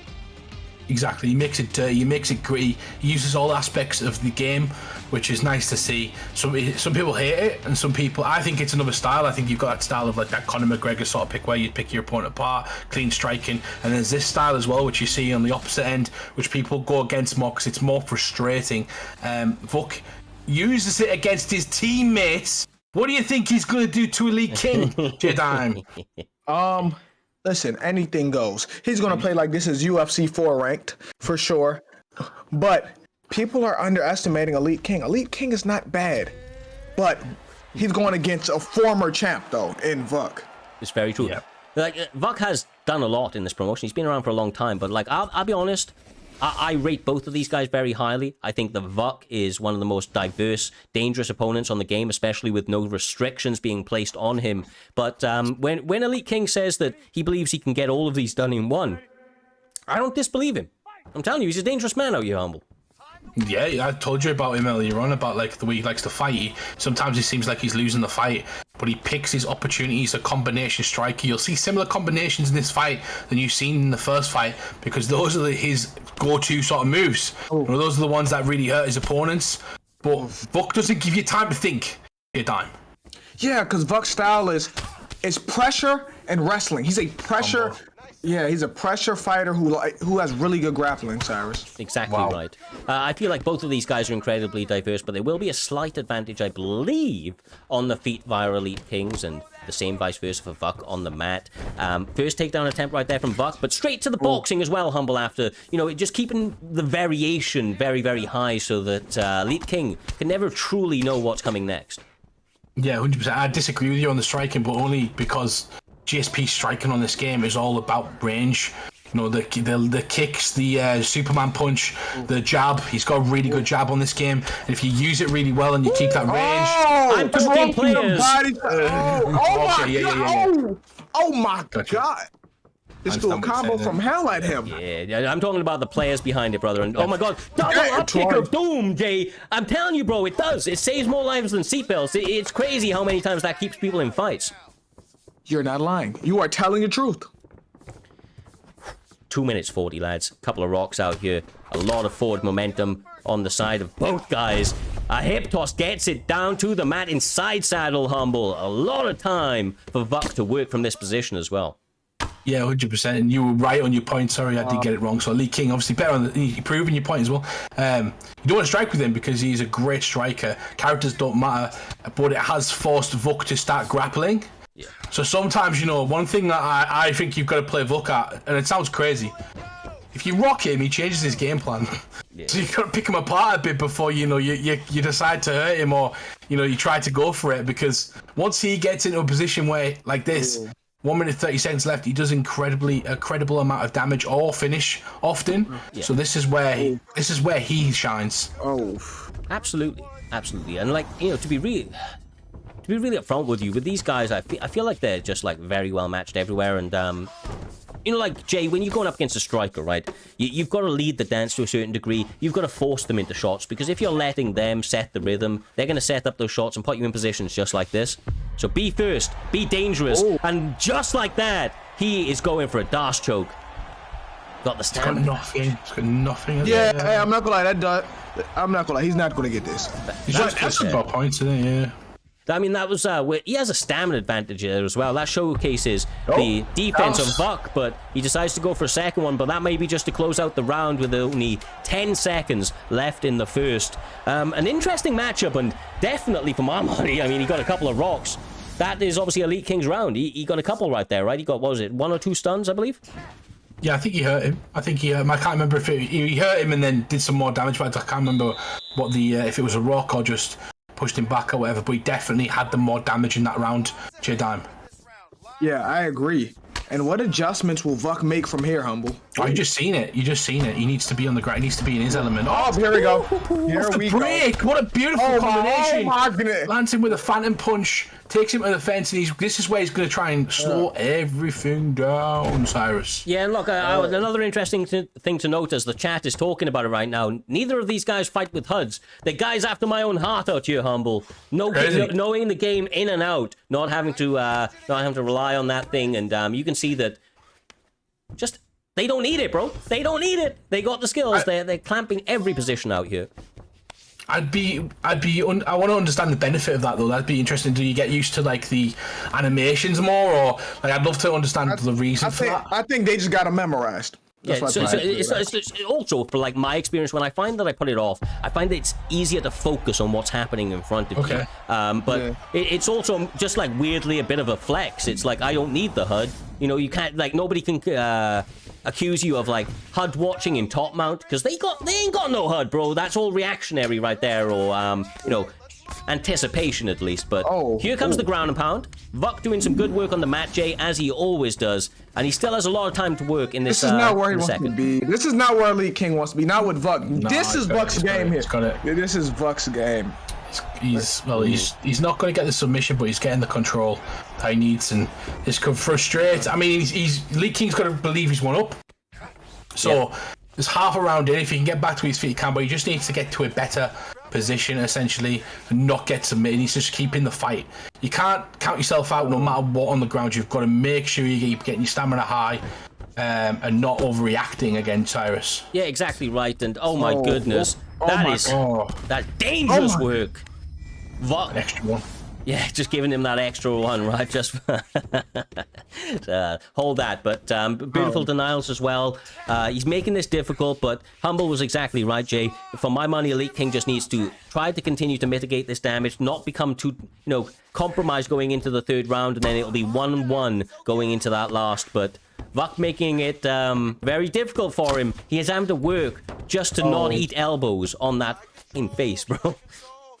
Oh my god, 50 seconds to work. Oh my god. Needs to reverse one of these because, man, I'm scared of Vuk. He doesn't use HUD and he's still this good. Like, that's crazy. It's crazy. That's scary. This is his game right here. Like, 36 seconds. He's going to posture up, and this is going to be dangerous. Good block right there. Really important. That's going to put Vuk off trying to posture up again. He does get it, though, and doesn't get any damage off there. Cyrus, maybe a shot or two. Yeah, couple landed, but 10 seconds left in the second round. It's been a very hyper-competitive bout so far. We now are going to be going into the third and final round of this scheduled bout. These guys, 1-1 Humble by everybody's scorecards as far as I'm concerned, and they have to leave it all out there, brother. All the marbles are on the line. They have potential at history here this evening, and primetime gold if they can just about eke through 1 or 2 more. Yeah, exactly that. And I think Vuk especially, he's got the high, like, there's a lot of people that feel like Vuk is the guy. You've started seeing that more and more recently, Jay. Remember when he was hated? Remember when everyone hated him? And now it seems the opposite, man.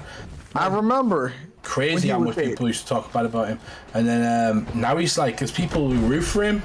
They expect him to win. They vote for him. They say, "Oh, this is going to favour him." Cyrus, the hate's kind of gone. The understanding's starting to come in. Yeah, like much like the Colby Covenants of the world, right? Sometimes at first everybody hates them emphatically, but then they get their supporters and they find their fan base. There's a fan base for everybody, unless ultimately, man, everybody. CV has his haters, Smudger has his haters. If you want to be one of the best and you don't have haters, then you're doing something wrong, bro. You can't be everybody's friend. Not everybody's gonna like your style, especially in a competitive game like this, where it's 1v1, bro. You can't complain about teammates. All you can do is complain about your opponent. That's about it. Oh man, I've just read the chat there, and obviously Versatile said he's not even cheesing. He's just doing the vuckening. The vuckening, bro. The vuckening might be one of the best lines I've ever heard. That's quality. Damn, the vuckening. Jesus Christ. Vuk gaming though, he's got his own style. I love Primetime because everyone's a character and they've got their own style. It's like they're all fighting in a certain way. Like Samurai Robin's completely different style to CV. But both prolific strikers and similar to Vuk Gaming and Ginger, and everyone's got their own sort of playstyle. It's great. Yeah, they're making their own meta out here, bro. There's many ways to fight mixed martial arts. It is, high-level problem solving with dire physical consequences. The physical consequences, not so much, since we're virtual, but obviously bragging rights are at the kind of tip or the end of that goal, and these guys, they want to prove that they're the best. Vuk has believed in himself for a long time, Jay, and right now he's kind of like been putting it on Elite King, but he's being kept really honest, man. Elite is in this to win it. Oh, that's that shit! Hey, I forgot about it. Oh, I forgot about it too. Hey. Oh, man. The greatest. Did he steal it with the death kick? Yeah, nearly. The greatest trick the devil pulled is making you forget about it not being there, Cyrus, and that's exactly what he did. We forgot about it. We forgot he had it, and then he pulls out of the bag, gets a knockdown. Now he's winning the round. It may be coming back, bro. It may be coming back. These side steps, I feel like he's setting him up for it. He's like doing it to his power side and everything. It's this is madness. Only 35 seconds left on the clock. Both guys trying to leave the judges out of it. Oh man, I'm worried if I'm fucked, because now are you winning? Even though you've had most of the control in this fight, you've been knocked down in it. So how do the judges score that? Oh, Did he knock him down in this round? Another dead kick! Oh man, he's celebrating like he won. Mate, imagine he nicked it. Imagine he's nicked it. Don't skip it. Let it play out, lads. Come on, he's a professional. The professional lads. Like, don't. Mate, clearly Elite Kings is upset with Vuk as well, but Vuk's just like, yeah, great fight, I don't know if that's actually the opposite way around, but we'll get to see it. What a fight! What a fight! Yeah, fucking, that's mental, bro. That's mental. I'm Jesus. I knew it was coming the second time, bro. When you had the success the first time, you knew it was coming. Oh yeah. Last opportunity, isn't it? It's like the most overpowered move you can, and it tracks. It's 29-28. Okay. Unanimous decision. Fuck. George Rush Saint Pierre. Yeah, I expected it. I thought he was going to death kick his way to victory at the end. It is the Vuckening right now. He gets the job done over Elite King after a bit of a mauling. A tough third round. Almost dropped the bag right there, but walks away with a W, Humble. Walks away with a goddamn W. 15 minutes for a fight, and if think about this, if you have a 15-minute fight, 5 minutes around, and he can control 8 minutes of it, he's gonna win half of that fight. So like at least half of the fight essentially was dominated by Vuk, and when Elite Kings got up, he was dangerous. J Diamond, he showed he's an elite player, and he's very, very good. But Vuk Gaming is the guy. He's the guy right now on this side. He's fighting Payne, and that fight excites me. Payne versus Vuk, the next fight that them two have, that fight excites me, Cyrus. Yes, sir. Two of the highest leveling grappling threats that you will see on the PlayStation division right now. These guys are bit of a menace. I don't know how that's going to work out. Will Vuk maybe try to anti-grapple in this one? Does he just say, fuck you, I'm better, and try to go to that? Because V-Payne's dangerous on the map, bro. I don't know, but it's going to be exciting. We're going to find out. Well, hey, we get a striking match. We're going to get a striking match there. I won't be surprised, right? That's the other option. Well, lads, with what has been an incredibly emotional and high-octane action night here this evening, we will be moving on now to the first leg of the semi-finals, and you are very, very happy to hear, I am sure, that that very first fight is for a title. It is between the silky smooth striking, the best leg kicking in the game, and now with primetime gold wrapped around his belt, KM Samurai Robin stepping into the cage in heavyweight with his favorite fighter, Humble, in Gan, trying to take on the young gun himself, the Irishman, the fighting Irishman in Ginger Ninja. And he, my man, is going Francis goddamn Ngannou. Wow. This one is gonna be fireworks, bro.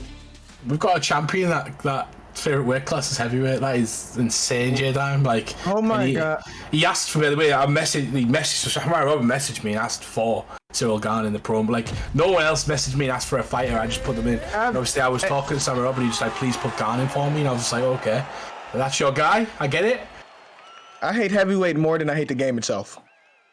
Pace is different. The damage is different. Like, someone was talking about Tai Fancy in the obviously UFC tonight, guys. Something's in the air, Cyrus. We always say it. Something's in the air. Robert Whittaker was saying that when he kicks you, it's heavyweight, so those kicks are massive. Think about your legs the same at heavyweight, even though it's a bit bigger, but the kicks are heavier, so essentially people can't take them so much. So Cyril Gane's a big dude, man. If he kicks you, it hurts. And Samurai Robin's got leg kicks. Look, as somebody who unfortunately has been on the receiving end of a baseball bat in the past, I can tell you that a shin is definitely worse, bro. It's definitely worse. I've seen many a shins break many a baseball bats, and these guys are going to be swinging it with over 200 odd pounds of weight behind it. You do not want to eat a kick from either one of these guys, but an overhand is equally as dangerous. Connects early from Samurai Robin. Ginger needs to get a familiar straight away in this fight. One of the things that Samurai Robin was talking to me about and kind of going through J-Dime is saying that he has an unorthodox style. People can't figure out his style, and that's the kind of way he approaches it. You have to figure him out first. Man, this is actually good for him using Cyril Gane at heavyweight. I can see him using Cyril Gane. Like, it's the perfect pick for him. Absolutely. Absolutely. Able to utilize his fighting knowledge, the kickboxing pedigree he has in real life, able to be somewhat translated into the game. He's being incredibly mindful of the power coming his way out here, Humble. Understandably so, since you have the hardest puncher in all of combat sports. Francis Ngannou looking to land heat seekers square on that chin. Yeah, definitely. And Ginger needs to catch him kicking. But that's what he needs to do. He needs to get in the pocket, catch his opponent when he's kicking. It's not very often that Samurai Robin throws kicks at the wrong range, but Ginger needs to either trick him into it or somehow kind of make him think about throwing a kick when he shouldn't and catching him in the pocket. But at the moment, Samurai Robin dictating the fight with the range. Yeah, I honestly feel like Ginger, and people will probably disagree, but I feel like he needs to interrupt leg kicks with straights, because this is heavyweight. He is Francis Ngannou, and if he can just say, "I'll eat the leg kicks," and you'll eat some. That's nice. Big Ginger, you nearly got knocked out. And he throw a big combo after. Yeah, head kick out of nowhere. Like, unorthodox strikes is a good idea. Yeah. He stood in, I believe, no, he stood still in orthodox. Yeah, it's just not quite. I mean, he's landed the big rock though, Cyrus. So I don't know. He seems to getting picked apart, but he landed the big damage so far. Much like Francis Ngannou, he may not be winning on volume, but he will land on damage because that man has a nuclear bomb in both hands, and they continue to find heat seekers. That time it was the shin bone we were talking about. Next time it may be that big overhand. Either way, these guys not leaving any room for weak or kind of half-pace shots. They are going 100% on every single one. And another lands for Ginger. Catches him, goes upstairs, Jay. I want to see what Ginger does, because he has that 100 power where he doesn't even have to overextend, because just you tap him, that's going to hurt, Cyrus. Exactly right, bro. Front kick though, beautifully timed. Excellent first round in this championship bout. To start out the semi-finals, the left-hand side of the bracket is trying to work itself out right now, Humble. They're going into the second. A lot of mutual respect, understandably so, as they have both showcased incredible amounts of danger stepping across from each other. Yeah, one of these guys is going to essentially fight for the title later on this evening and to become 4-0 And the PlayStation champion at the end of this Grand Prix at this moment, looking for opportunities for both guys. Ginger getting in his face, false pressure again. If you see, just kind of cutting the cage. And one thing I really want to point out: Samurai Robin, he'll back up, and then he just starts moving towards the camera. There you go, see it? Yeah. He starts moving towards the camera. Completely takes away the right side of Ginger's arsenal, the straight, the kick, everything like that. He completely takes all that side away because he's on the outside of his foot. Completely, Jay. Oh my goodness. Ginger Ninja out here setting traps, J-Dime. Yeah, Samurai Robin's doing good, but every time Ginger hit him, he's hurt. Francis Ngannou got that type of power. And Samurai Robin, I think he's too nice. Because the first time he landed a knee, he took the bow again. Like, if you want to throw a knee, throw a knee. Yeah. I don't care. Do whatever it takes to win. Be mean, bro. Be mean. Yeah. He's a respectful character. I'm sorry, respectful is a winning championship. He's gonna need some mean in him. He's gonna need some mean in him to win this fight because Francis Ngannou got some power on him. Ginger's starting to believe, J-Dime. Ginger's starting to believe in himself. He is, but Samurai Robin is nowhere near out of this. Yeah. Oh my. They're so close to like another rock. Like you could smell it in the air, bro. Damage is brewing.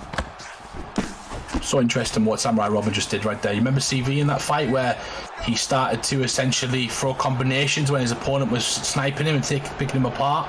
Similar strategy from Samurai Robin. He started to throw combinations when Ginger is using false pressure. When Ginger's not actually throwing anything and he's just cutting him to a point where he can strike with him and land a big shot. Samurai Robin is now landing combinations, going through the guard and hurting Ginger. He is, and he's doing it like an accumulative damage, but has he actually got a stun yet? Am I mad? He hasn't, has he? But like the accumulative damage is mad. Oh, there it is. There it is. Too soon. Ginger needs to survive. He needs to get out of there, man. Oh my God. He's using his head movement, but he needs to use his feet. Good position here. Oh my God. Combination. Another one. Oh my Ginger. God. That slip straight overhand. To become the tri-star champion. Oh, he reversed that. He's not Samurai Robin. Go for a submission. Guard's got submissions under his belt. He's not a terrible submission artist. He's got, I think it was an ankle lock, Harris. Yeah. Oh, nice back take. 20 seconds left. Is this dangerous? Oh, no. There's no time. Yeah. Well, he got to do some damage here. I don't think he's got time to do it. I think it's about... Yeah, he's not... Good fight. Ginger, one shot away from finishing the fight right there, and potentially might have took that round. The first round he rocked him as well. Yeah. Even though it feels like technically Samurai Robin, in my sort of visual aspect and watching this fight, is picking Ginger apart in certain aspects. Ginger is keeping himself in the fight and landing when he's supposed to, and hurting Samurai Robin quite a lot. Ginger's ahead. Although, like, for the majority of the fight, it looks like Samurai Robin's doing the better work. He's not the one that's landing the biggest amount of damage so far. Although that accumulative kind of approach is starting to stack up now, J-Dime. Never freaking mind, bro. Ginger, man. Cyrus, you gotta stop talking. Every time you talk, look, I'm telling you, something crazy will happen. The right hand of Francis Ngannou is the great equalizer. I can say that. I'm right in what I said. But either way, Francis Ngannou will connect, and he will connect in a big goddamn way, man. And Ginger Ninja is utilizing him perfectly, actually, at the moment. Jay, sorry. Yeah, I think that he has to throw more round strikes. I think Shogun has to throw more hooks because Ginger had been throwing that slip straight overhand and been catching him with that. Yeah, it's been countering it really, really well. And Ginger's just trying to find his opportunity again. Incredible. I'm not going to say what I want to say about Ginger. I'm going to wait to the end for a reason. He's overexerts himself, gets caught with an elbow, and very smart from Ginger. Goes for a takedown. Doesn't matter. Still stops himself. He put himself out of danger right there, and he's managed to not get hurt in that exchange. Samurai Robin has got a real test in front of him right now, and his name is Ginger Ninja. And Ginger Ninja is starting to believe in himself, and when he starts to believe in himself, he becomes one of the elite players on the PlayStation side and champion once again if he can knock Robin out, J-Dime. Oh, yeah, but I'm gonna be real with you. Ginger is winning, but his block is becoming toast. Yeah, it is. Oh my goodness. Oh my God. He hit him. Nice close to the body. Ginger's got nothing on his head health. Manages to survive again. Ginger. Oh, he gets caught in the split back fist. Skin of his teeth, Si. Yeah, rumor has it. He has Doc in his corner saying, "Don't let him bully you, son," as he lands the head kick. Oh my God. Ginger, Samurai Robin shoots for a takedown. Ginger Ninja, nothing left. This is a neck and neck fight for the PlayStation Championship, Jay.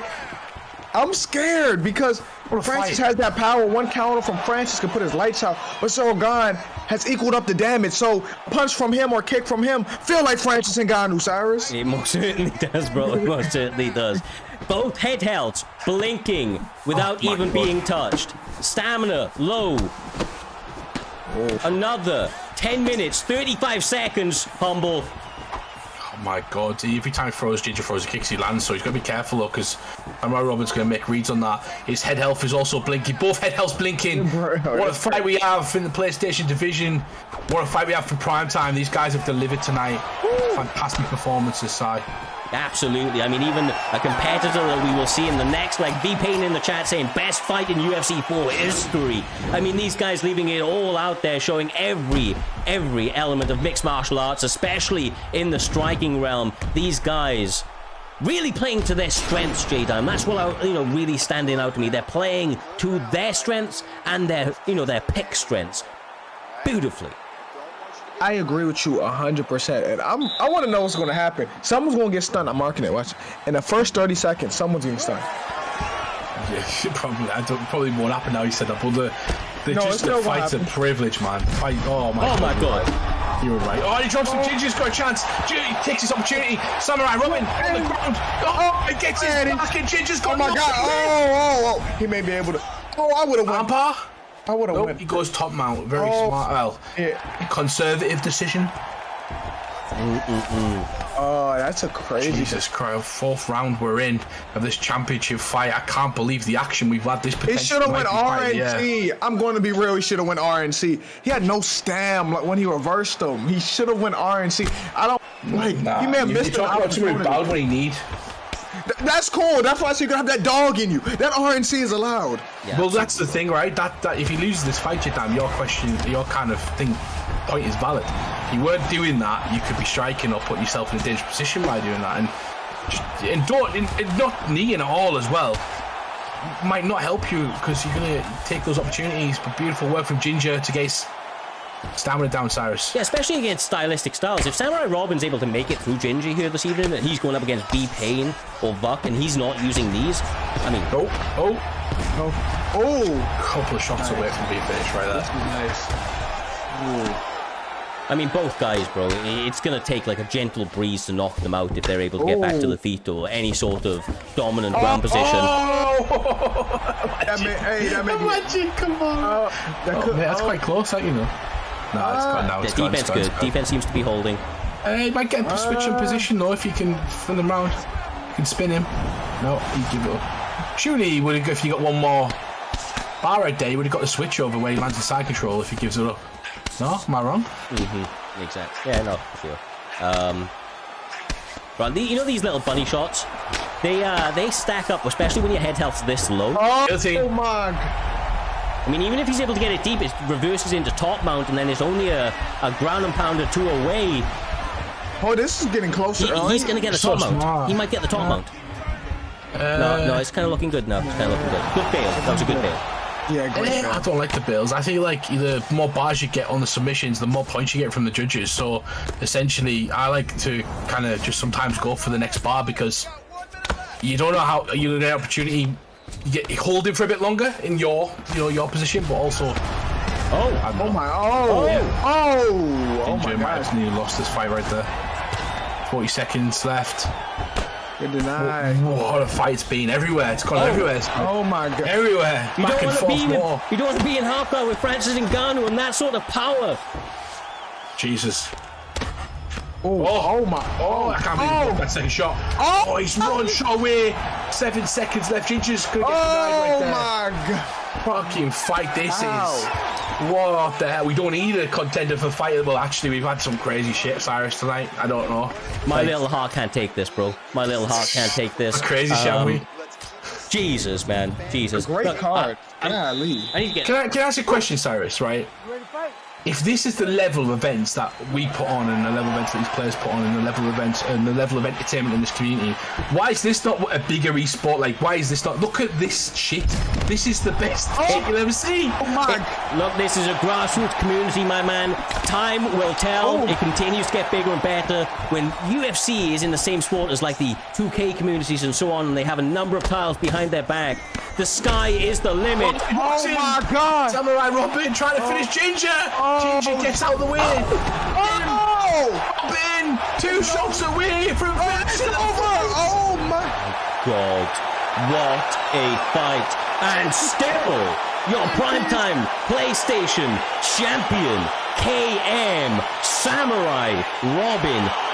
Guys, might be my favorite fight of all time. It's crazy this late. 100%. Talk your shit about Samurai Robin, because I got some shit to say about Ginger. Jesus Christ. Hey, Jesus that's Christ. up there. That was a great fight.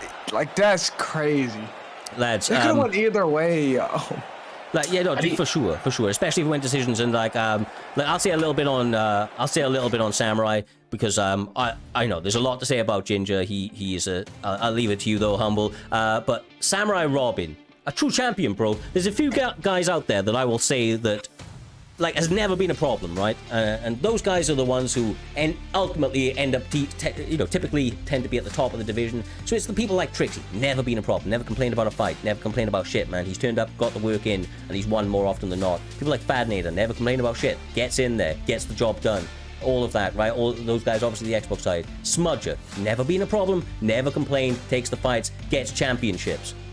And the same can be said about Samurai Robin. He puts himself in the likes with CV, Smudger, all of the GOATs by going through the fucking gauntlet, Humble, to get the job done, never having a complaint, never giving any issues, always showing respect, and ultimately letting his fighting skills do the talking for him. What an honor it has been to call that guy's fight so far. He's got one left in him here this evening to walk away primetime champion for the Grand Prix, but he is looking fantastic so far. Now, I know you want to say a little bit about Ginger, who is a sensation in himself, my man. Go for it. 100%, and I just want to say, you know, Ginger's this guy that's kind of he's only 16-year-old, he's came from this position where, he's always been that bottom player type of thing, and he's moved his way through the ranks slowly, but he still has that mentality of, like, he's always going to come second best. He said he was going to lose the first fight this evening in a promo to me to sell himself, Cyrus. This is the guy who constantly doubts himself, and when he believes himself, and he needs to believe in himself, because not only has he just done that with Samurai Robin when Robin was dominant with the CV fight, he did that with CV as well. Now, he came up short in them fights, but he's constantly learning. He's been a champion before, and he's beat top players. We're still in this tournament right now, including Buck. So Ginger Ninja is one of the guys, like Fadinator, Trixie, everyone else in the past seasons. He's a guy to watch out for, and with the age and the way he's learning, I do not doubt that he will be one of the top players in the next title. Absolutely, man. I couldn't say it better, bro. This is it's been such a crazy day. What a day. Oh, bro. Honestly, like on something else, these guys, restrictions being lifted. Crazy, innit? No RNCs. You know what I mean? And it's crazy, bro. It's crazy. No, maybe not broken, but look, absolutely phenomenal. I am always blown away by the levels that these guys go to.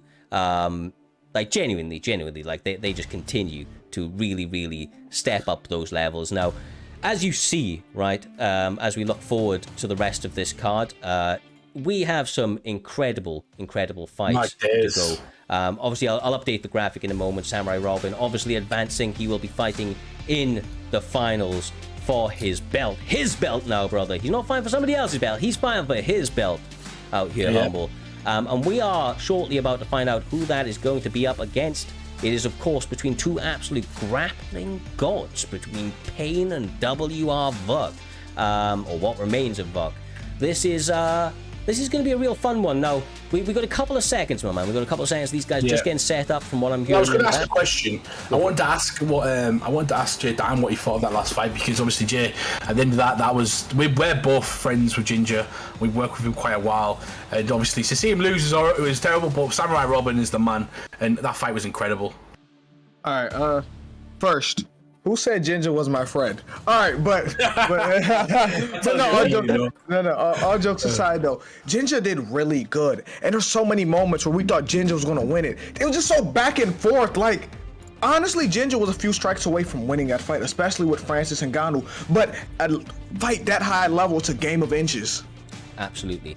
You know, let's talk about this real quick as well. It's a really interesting point. These two guys are grapplers, right? Let's be honest, grappling is one of the more labor-intensive styles to have on this game. And what weight class is it, Mr. Humbledink? Heavyweight. It's fucking heavyweight, bro. It's heavyweight. Oh my god! Pick Overeem, please. No, I'm joking. Tom Daniel Aspinall, Cormier. DC? Tom, mate, you've got to think that Fuchs got advantage here with Daniel Cormier, but I'm going to tell you my strategy every single time I see a Daniel Cormier picture. Damn it, I don't know if you agree with it. He's got shit body health. He's got shit body health. Look and at that, him. You can tell. You know he has. He does, man. He's 89 body health. Shit body health. Soft core, man. Mate, you hit that body a few times and the stamina starts to go, and that helps you anti-grapple him. And that's every single time I fight Daniel Cormier. That's the first thing I think of is if I hit that body 6 or 7 times around, I'm going to be okay in the second or third Cyrus. That's the way I think anyway. But we'll see. Yeah, ultimately. Hopefully V-Payne is ready. I don't know if he's just trying to calm himself, center himself in this moment. The biggest opportunity he has ever had in a gaming platform, and it is to fight. Let's be honest, #1 contenders matchup. These guys, whoever wins this, goes in as the challenger of the PlayStation belt. They could be winning the entire goddamn Grand Prix. They've got 2 more fights ahead of themselves. Look, there's a mountain to be climbed. They're 90% up that thing, Humble. They're 90% up that thing. They've got to get this across the line, and no better time than now as they meet up for the very first round of this 3-round banger we have ahead. 100%. Here we go. Many people's favourites to win the tournament, Fuck Gaming versus Payne, who's been the standout star, the shock factor, somebody who's put himself forward and come out of nowhere, J Diamond, potentially make a shock start to a season. Not many people know this guy, and he's got an opportunity right now to fight for a belt if he wins this one. Yeah, but here's the thing about that. It's going to be an uphill battle because on paper, Vux the better striker.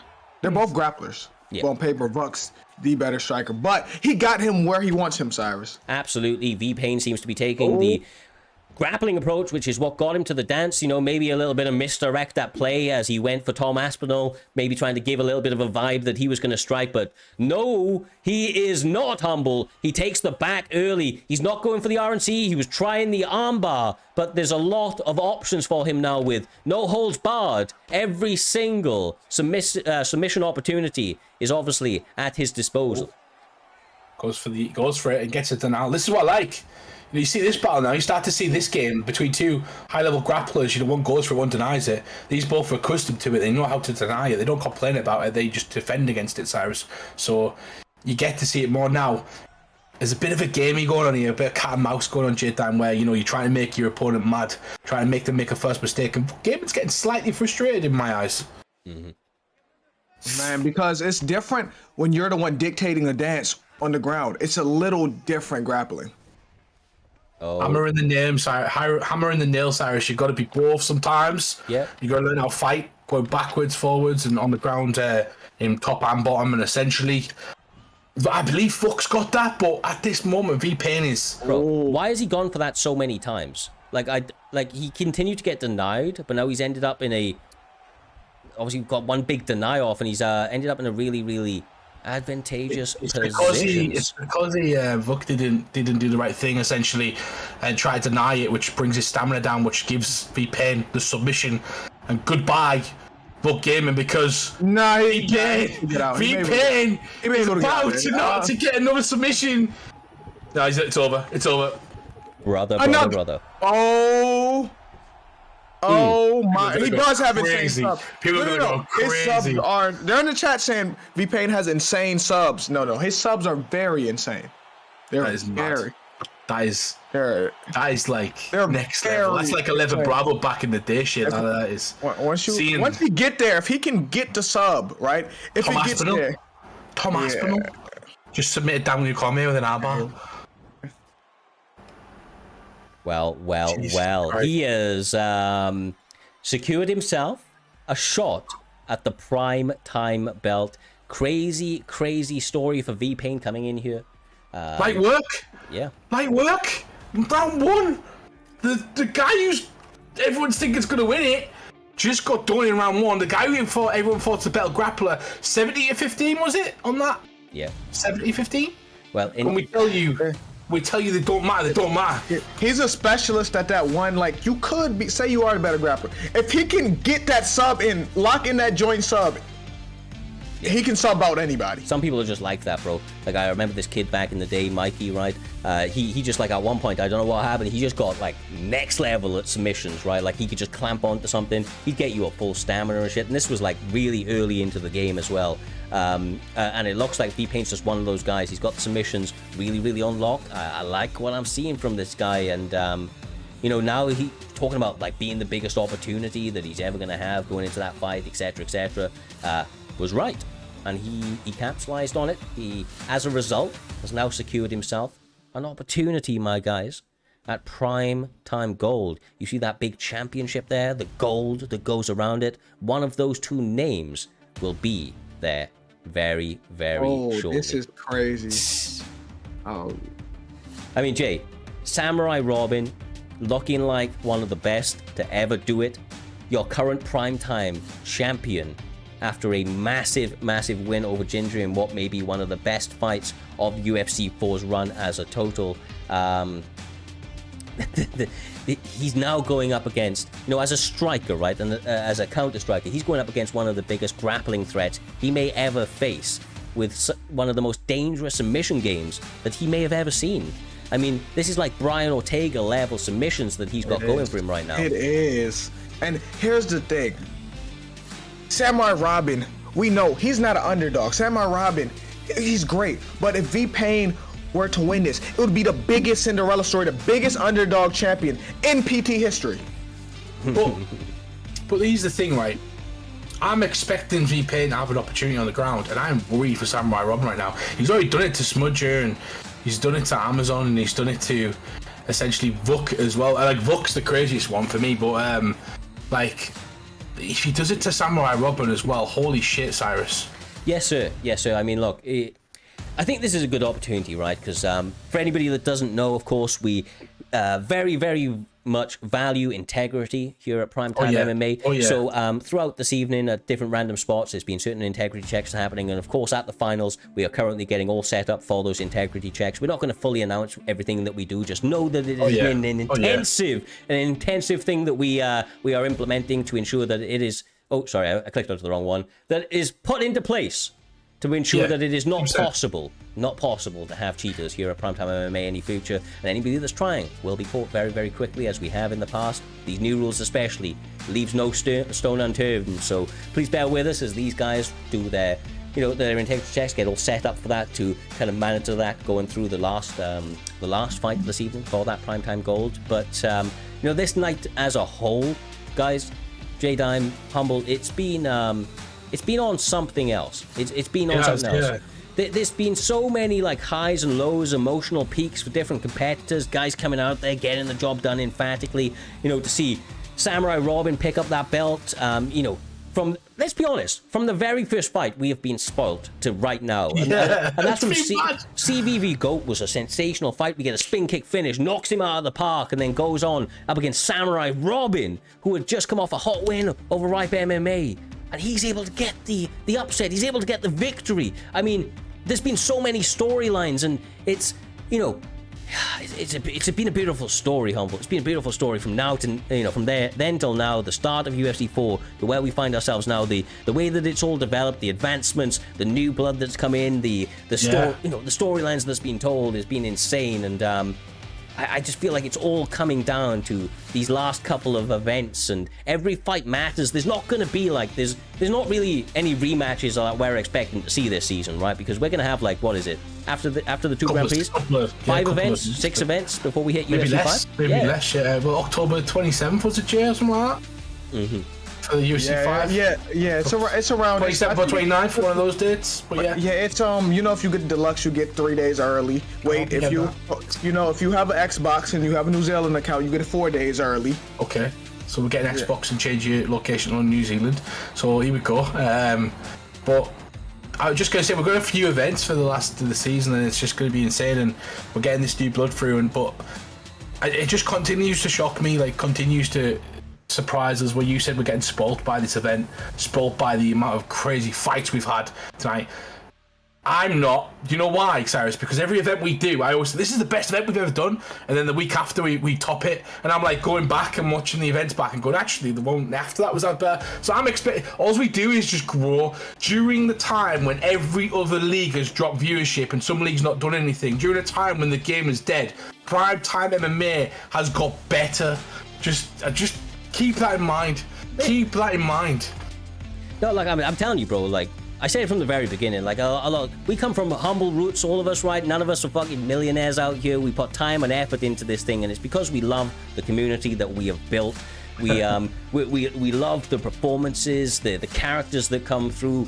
For better or for worse, these guys have kept us entertained over the years in various ways, and like, genuinely, as we approach these kind of final sections of the run of UFC 4, it's been a really, really fun experience to start to look back at all of the kind of highs and lows of the last 4 years. And, you know, honestly, it fills me with a lot of excitement for what UFC 5 holds around the corner, right? Well, elbows, let's go. Like, honestly, man, like, just everything. Like, the community's going to continue to grow. We're going to continue to develop and put on bigger and better shows. The relationships that we've built over UFC 4 and this community as a whole will only continue to elevate as we move forward into bigger and better things. And I said it before, bro. I'll say it again.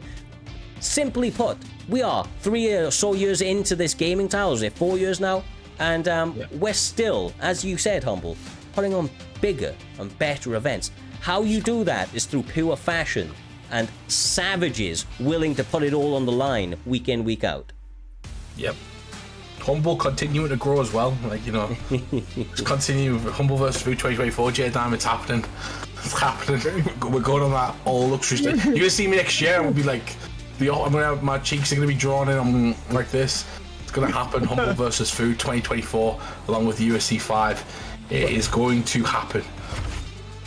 Are we ready with these guys? Are you guys ready for this main event of the evening? Right, are you ready for the Grand Prix finale? We'll switch across. They are lobbied, okay, but they're just lobbied. I believe that the integrity check with Payne is literally just what they're waiting on that to be cleared up. So Payne, if you're listening to the commentary booth, continue with the actions. All it is a call. Well, they're going to call you, brother. They're going to do some integrity checks. Obviously, Samurai Robin already been up and complied with it. I think this is the first time he's experienced it. So check your DMs, man. Yeah, I believe that. Too long. Yeah, it doesn't take too long. So we do it. I mean, we've talked about it just about earlier on, but we have a motto in Primetime that essentially is that we're basically, like, some leagues, some other places, and some things, you have money tournaments on, you have things going on. Make sure you integrity check the players. Players will cheat. Players will do stuff. So you've got to make sure, Cyrus, that essentially we're keeping on top of that. And we do that just out of habit with pretty much all times. It takes away speculation. It takes away opportunity for someone to say in a chat, that guy's using this guy. Well, no, we checked that. We did everything in our power as a league to make sure that's not happening. And that's what every league should do as well. Yeah, exactly right. Take responsibility, man. Take responsibility. Take it seriously, man. Especially as you continue to grow, right? Like, ultimately, at some point, we're building this thing off our own dime, off our own time, so that eventually we can pay these fighters for big shows, right? Like, we want to move this thing towards, true esporting platforms. This is a grassroots community right now, and eventually, as the platform continues to grow, money tournaments and the like will be on the line as we go forward to do our first live events, etc., etc. And in order to really put faith from the competitors in ourselves, these integrity checks are absolutely vital. There's a lot on the line. People in the past, man, they've cheated just for glory, right? Never mind when there's money on the line. So we take this very, very seriously. So yeah, obviously, I'm just waiting for a thumbs up from those guys. I believe it will be any moment.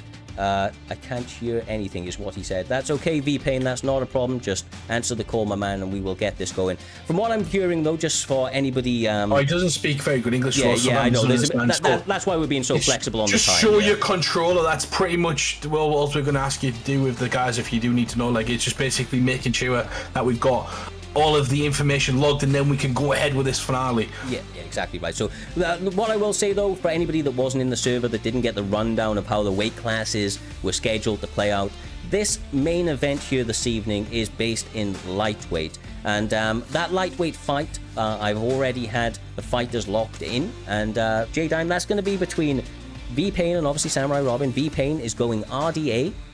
And we have Samurai Robin going Dustin Poirier. I think that's a really interesting matchup because anybody doesn't know, RDA has subs for days, bro, from not just from top, but also from bottom. He has like knee bar subs from top and from bottom and so on and so forth. He's just really sneaky with it, Jay.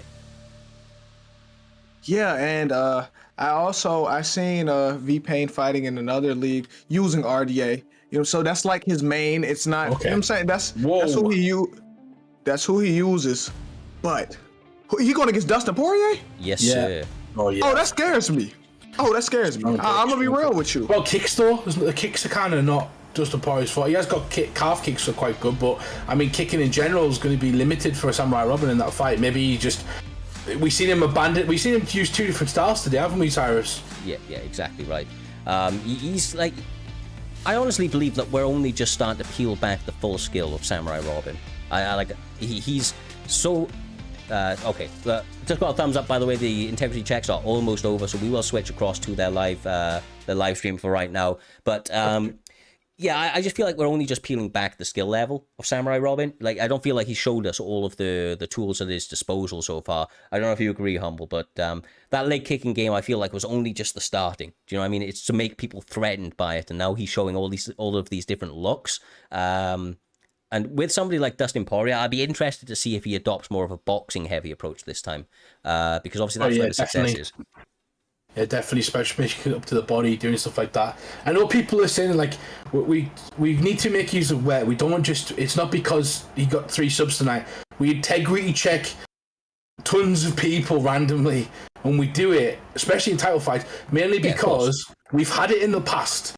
So it doesn't matter if you feel like someone might or might not. They do the integrity check. We find out that they're not cheating, and it's great. If someone comes in the chat and says that guy was using this or doing that, we're like, no, it doesn't. We've done that. We checked. It's our responsibility as a league to check that, and that's why we do it. It's not aiming it towards a guy. It's to make. We check Samurai Robin as well. I was just going to say, bro, on that exact point. For anybody who think it's not because he's just got a couple of submissions. Samurai Robin literally got it. He ain't got a sub. Do you know what I mean? Like, you've got to do the integrity checks, bro. Make sure it's you playing, all of that type of stuff. But people are, you know, like, and we expect integrity. You wouldn't be competing under Primetime MMA if we didn't trust you to be. But nevertheless, from looking at other communities and obviously from things that have happened in the past year, you have to be ever vigilant. And without these sort of checks, USADA. Everything control. USADA, basically it's USADA. Everyone's saying they're trying to do a piss test before the fight starts. Like, yeah, these guys are really cool. Let's talk about this matchup because we've got into it bits and bobs, but we've had a little bit of a distraction from obviously people not knowing quite what's going on as we move on to the last sort of part of our event. As you said, Dustin Poirier versus RDA. RDA J-Dime, 4-star chokes, so he's got a lot of those daffs. You know, the chokes from north-south as well there. There's a few, if he gets his opponent hurt as well, he's got a Dallas choke. That's a sneaky one that I call a fight finisher. Me and Shoot did quite a bit, and there's a few positions there. But the boxing, the pressure boxing from Samurai Robin is going to be the key in this fight, and if Payne can keep away from that. Well, sorry to interrupt, Jake. They have all passed. Thumbs up across boards. We are ready to go, bro. Let's go. Sorry, guys. It is for the integrity for you as players, for you. You need to know we're doing it as well. Like, this is what everyone should do, as we said. It makes sure that you guys know nobody's cheating, and makes everybody compliant, and they know that potentially could happen, and it's brilliant for the league and sport. If we get betting on this in the future, Cyrus, this is what we've got to do. Yeah, look, if you want to put money on the line, you want to make sure that everybody's playing by the same set of rules. And like, we pride ourselves here at Primetime MMA with all of the content. Like, nobody brings you more content than Primetime MMA. Like, I challenge you on it. From everything that we do, from the promos and the like, we are trying to lead the force in what an esports league in this sort of space should look like and does look like under the Primetime banner. And look, even if it causes slight delays, we pride ourselves on that efficiency. Even with those little delays, it's important to the integrity of the sport. And these guys are the pinnacle of the sport right now. The challenger, V-Payne, entering this fight as the dark horse of the entire competition, up against the newly crowned champion, looking to get his second defense in Samurai Robin. Oh, this is going to be similar to if Damian Maya can get you on that ground. That's what this match is going to be similar to, Humble. Oh, I love the stylistic in matchups, and Samurai Robbins has strikers. He's outdone them. Now he's got to do a grappler, and the camera angle is different for V-Payne as well. He plays that close camera angle. I'm not used to it. And you did say that he's the dark horse, but he's the favourite so far in the betting lines. Did you sway? Hey, did you sway the betting lines again? Nope. That's the genuine betting lines. I bet 700. Nothing else. I don't have much. I lost all my money. So, you know, the actual betting lines is that Payne is winning the betting lines, and essentially a lot of people believing in that. And it's crazy to see. And that becomes, from what he's done so far, a lot of people are telling me that this guy's legit. He does it everywhere. Yeah, I've seen V-Payne grapple. I've seen him grapple everywhere. The thing is, I was going to say the deciding factor, besides him getting into the ground, is how much has he improved on his striking. But obviously, we don't need to see it right now, Humble. Yeah, we don't need to see it right now, because what happens right now is essentially Samurai Robin needs to not get submitted. This is panic stations right now. From what I've seen, he needs to basically avoid these submissions at all costs, Cyrus. Yeah, honestly, bro, like this is with RDA in particular, I use RDA, bro, and I'm somebody that's partial to an occasional submission myself, especially as going RDA. If he postures up in half guard, there's a knee bar there, and it ain't weak, bro. It ain't goddamn weak. He's got so many tools at his disposal. I'm worried for the champion finding himself on the ground this early in the fight. Yeah, I want to point this out though. V-Payne's offensive grappling so far, and where he's got the submissions from, is when he's got to the upper body, so the side control, for instance, or if he's controlling the back and being able to get them sort of areas. He hasn't been great in guard at getting those. He's got a footlock here though. There it is. Nice. Hold it. Nice. Oh, this is going to be escape is lovely though. Yeah. Samurai Robin's a veteran, but this guy is Conje. Yeah, he's going to get out of this, but for V-Payne, oh, he changed it. Yeah, he's not going to get it. But I'm sorry, for V-Payne, that's confidence though that it can get here, and this is a bad position though. Yeah, is Samurai gonna? This is going to be interesting. Is Samurai Robin going to essentially? I was going to say get comfortable in that position, Cyrus, and utilise it, or is he going to do what most people do? It was the end of the round, so I still don't know. But Samurai Robin is a competent grappler. He is somebody that can control someone for 5 rounds. Like, if he wanted to, I've seen him grapple. I've seen him do really well. He prefers the kickboxing side. That's him in real life. As we mentioned, he is a Dutch kickboxer, a real fighter, you know, so he prefers that. Whereas V-Payne, But talking about being a real fighter, Samurai Robin came out into the second fight saying, hey, this is my belt. I ain't giving it up that easy. Pulled on the pressure with the hands. Able to defend the first takedown attempt of the second round, and seems to be going to work right now, trying to get those hands and kicks going, J-Don. Yeah, and it's interesting. I noticed about V-Payne, probably to make the takedown easier, but he always fights in orthodox with RDA, even though he's a southpaw. Yeah, and we obviously, Samurai Robin there, sponsored by the Ultimate Cloud Gaming Machine. You know, I talked about his sponsors earlier on. He's one of those guys. Yeah, play Witcher on the 1600p display of Chromebook, powered by Google. Oh man, I'm so hyped for UFC 5, and this fight is getting me more hyped. I cannot wait. Grappler versus striker. We've seen it so far. He survived the damage. Samurai Robin trying to make something happen. V-Payne avoiding too much damage as well. J-Time. Title on the line for the PlayStation. This is the finale right now. Yeah, I'm not gonna lie. I've been very impressed with V-Payne today, just because his discrepancy isn't striking, which is getting better, but he's gotten that far and his striking isn't even polished yet, so like his potential is very good. Yeah, almost limitless with the ground game like that. If he can get his hands anywhere close to his striking, I mean, he's going to be almost unstoppable. But right now, I mean, Samurai Robin's probably kind of like relishing the opportunity to go up against such a dangerous man this early in his career, where he still isn't that polished in the striking, so he can really truly capitalize on some of the striking holes that he has, and that's what he's doing so far, Humble. But you know, the problem is he has to be a little bit reserved so he doesn't end up getting taken down. But he cracked the code. He cracked the chin. He definitely did. He went back down to the body as well. Good work from Samurai Robin. Samurai Robin is starting to catch him. V-Payne. He's got to be careful right now. He's starting to get caught, J Diamond. When you start getting caught by Samurai Robin, oh my God! I went in walking mode. See, every time y'all say something, the opposite have a nice leg kick, and that's where he excels. Here we go. That's where he excels at. Beautiful leg kicks. Beautiful leg kicks. And if you don't know now, you know the leg kicks take damage off your power. So, and let's be straight up as well, right? Like he's variating them. He's throwing like actual leg kicks and he's throwing calf kicks. And that variation, the difference in speed and the type of animation that's thrown in behind it is keeping him very, very much safe behind some of the leg kicks that he's throwing. This is beautiful work closing out the second round. Oh, man. Oh, my goodness. V-Payne's best chances on the ground. And Samurai Robin's got him dancing. His dance right now. V-Payne needs to get in a gaming mode.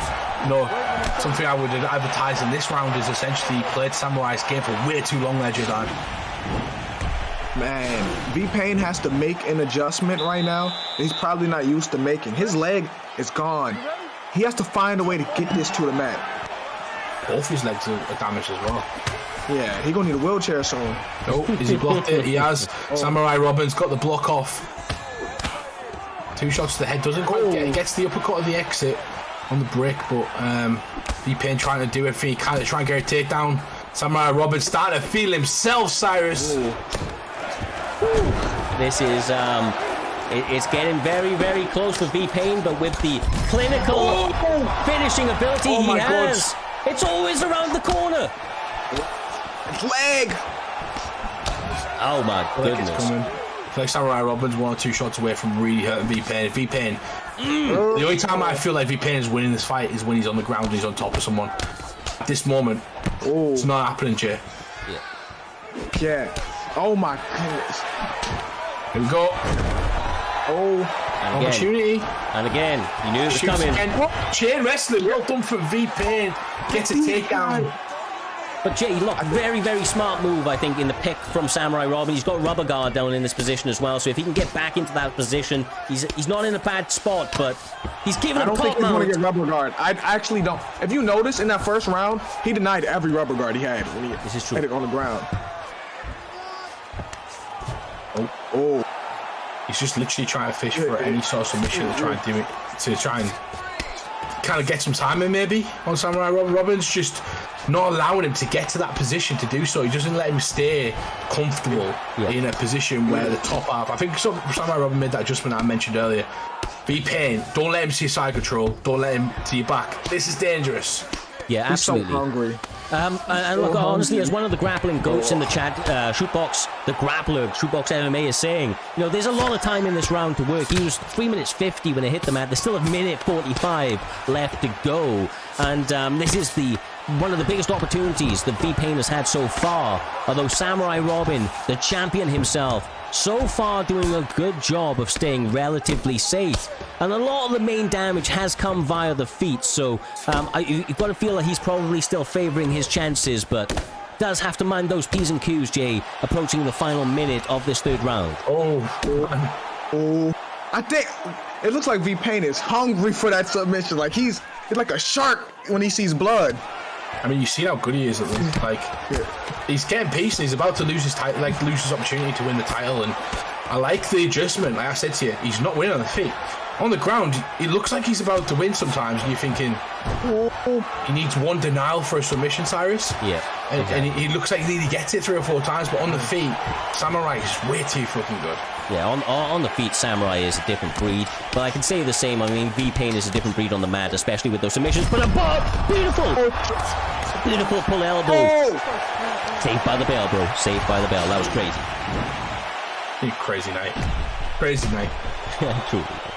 So like who's expect this before? Like these weren't even the part of the.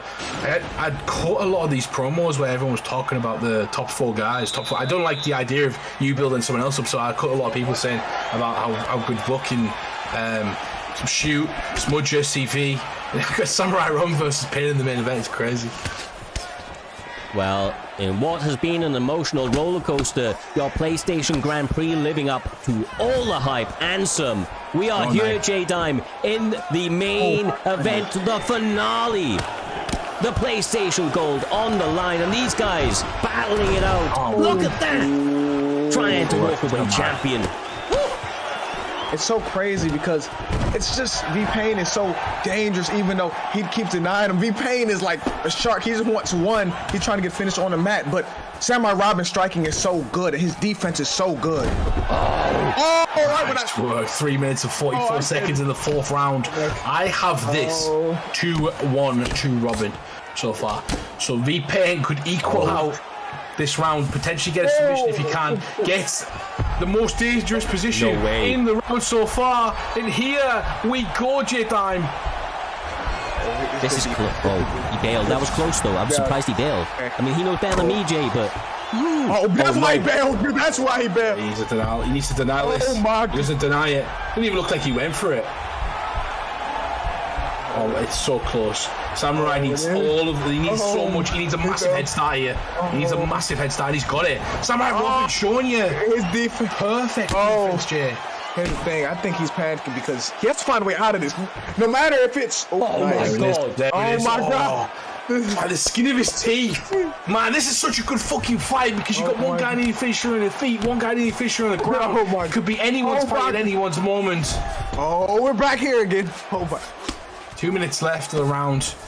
Samurai Robin's starting a minute watch. If I'm him, I'm thinking about a way there. Got to. If I'm him, I'm surprised. So dangerous now. End of the round. I get nervous now. I get nervous in this position now. This is how it should feel. That's my mistake. Oh no. Abba. He's gone for the Abba. Off full guard. He got it. Mate. Oh my goodness. He made a mistake. eBay fucked it. You hit him with the game and echo. You let him transition. Oh man, Samurai Robin, man. Even if you get to submission on, you're a player, you man. You're incredible. He's got the lead. This may be the submission. He may have got it. Samurai Robin's slightly ahead, but it's the end of the submission that we have to worry about when you're defender, and it's Payne taking the lead right now. He's got it. It's over. Oh my God. No. Prime time PlayStation champion V-Payne. Oh my goodness. Oh my. That's why we integrity check people, because there's no doubt as well. It's all skill. That's all skill. He's good. Listen, he is God gifted at subs, and he hurt. That's amazing. I'd love to know. We want a V-Payne breakdown of how you get them subs, because it's the end of the game. You know, maybe tell us now. Look, you give us side. There is no better submission artist on UFC 4 period. Proven here this evening, V-Payne submits his way to primetime gold here this evening. No RNCs needed, brother. He did it with a various amounts of submissions from various positions, and he gets it done over what was quite clearly one of the most dangerous competitors on the game period in Samurai, who has looked impeccable up until that point. Humble, I am absolutely in awe of what I have just seen here this evening. A man that has been labeled from the beginning as the dark horse of the entire competition gets it fucking done, my man. V-Payne, take a bow. Woo. A new player has entered the chat, and his name is V-Payne. My God. I seen this back in the day, like one of the reasons we wanted to unban everything, it opens up so much more. Like, it opens up so much more danger for the ground player, not just like the overall aspect of going for that move, but it opens up like the armbar that he went for a second ago, then something else. Excellent work from V-Payne, showing us that he is not here to just take part, J-Dime.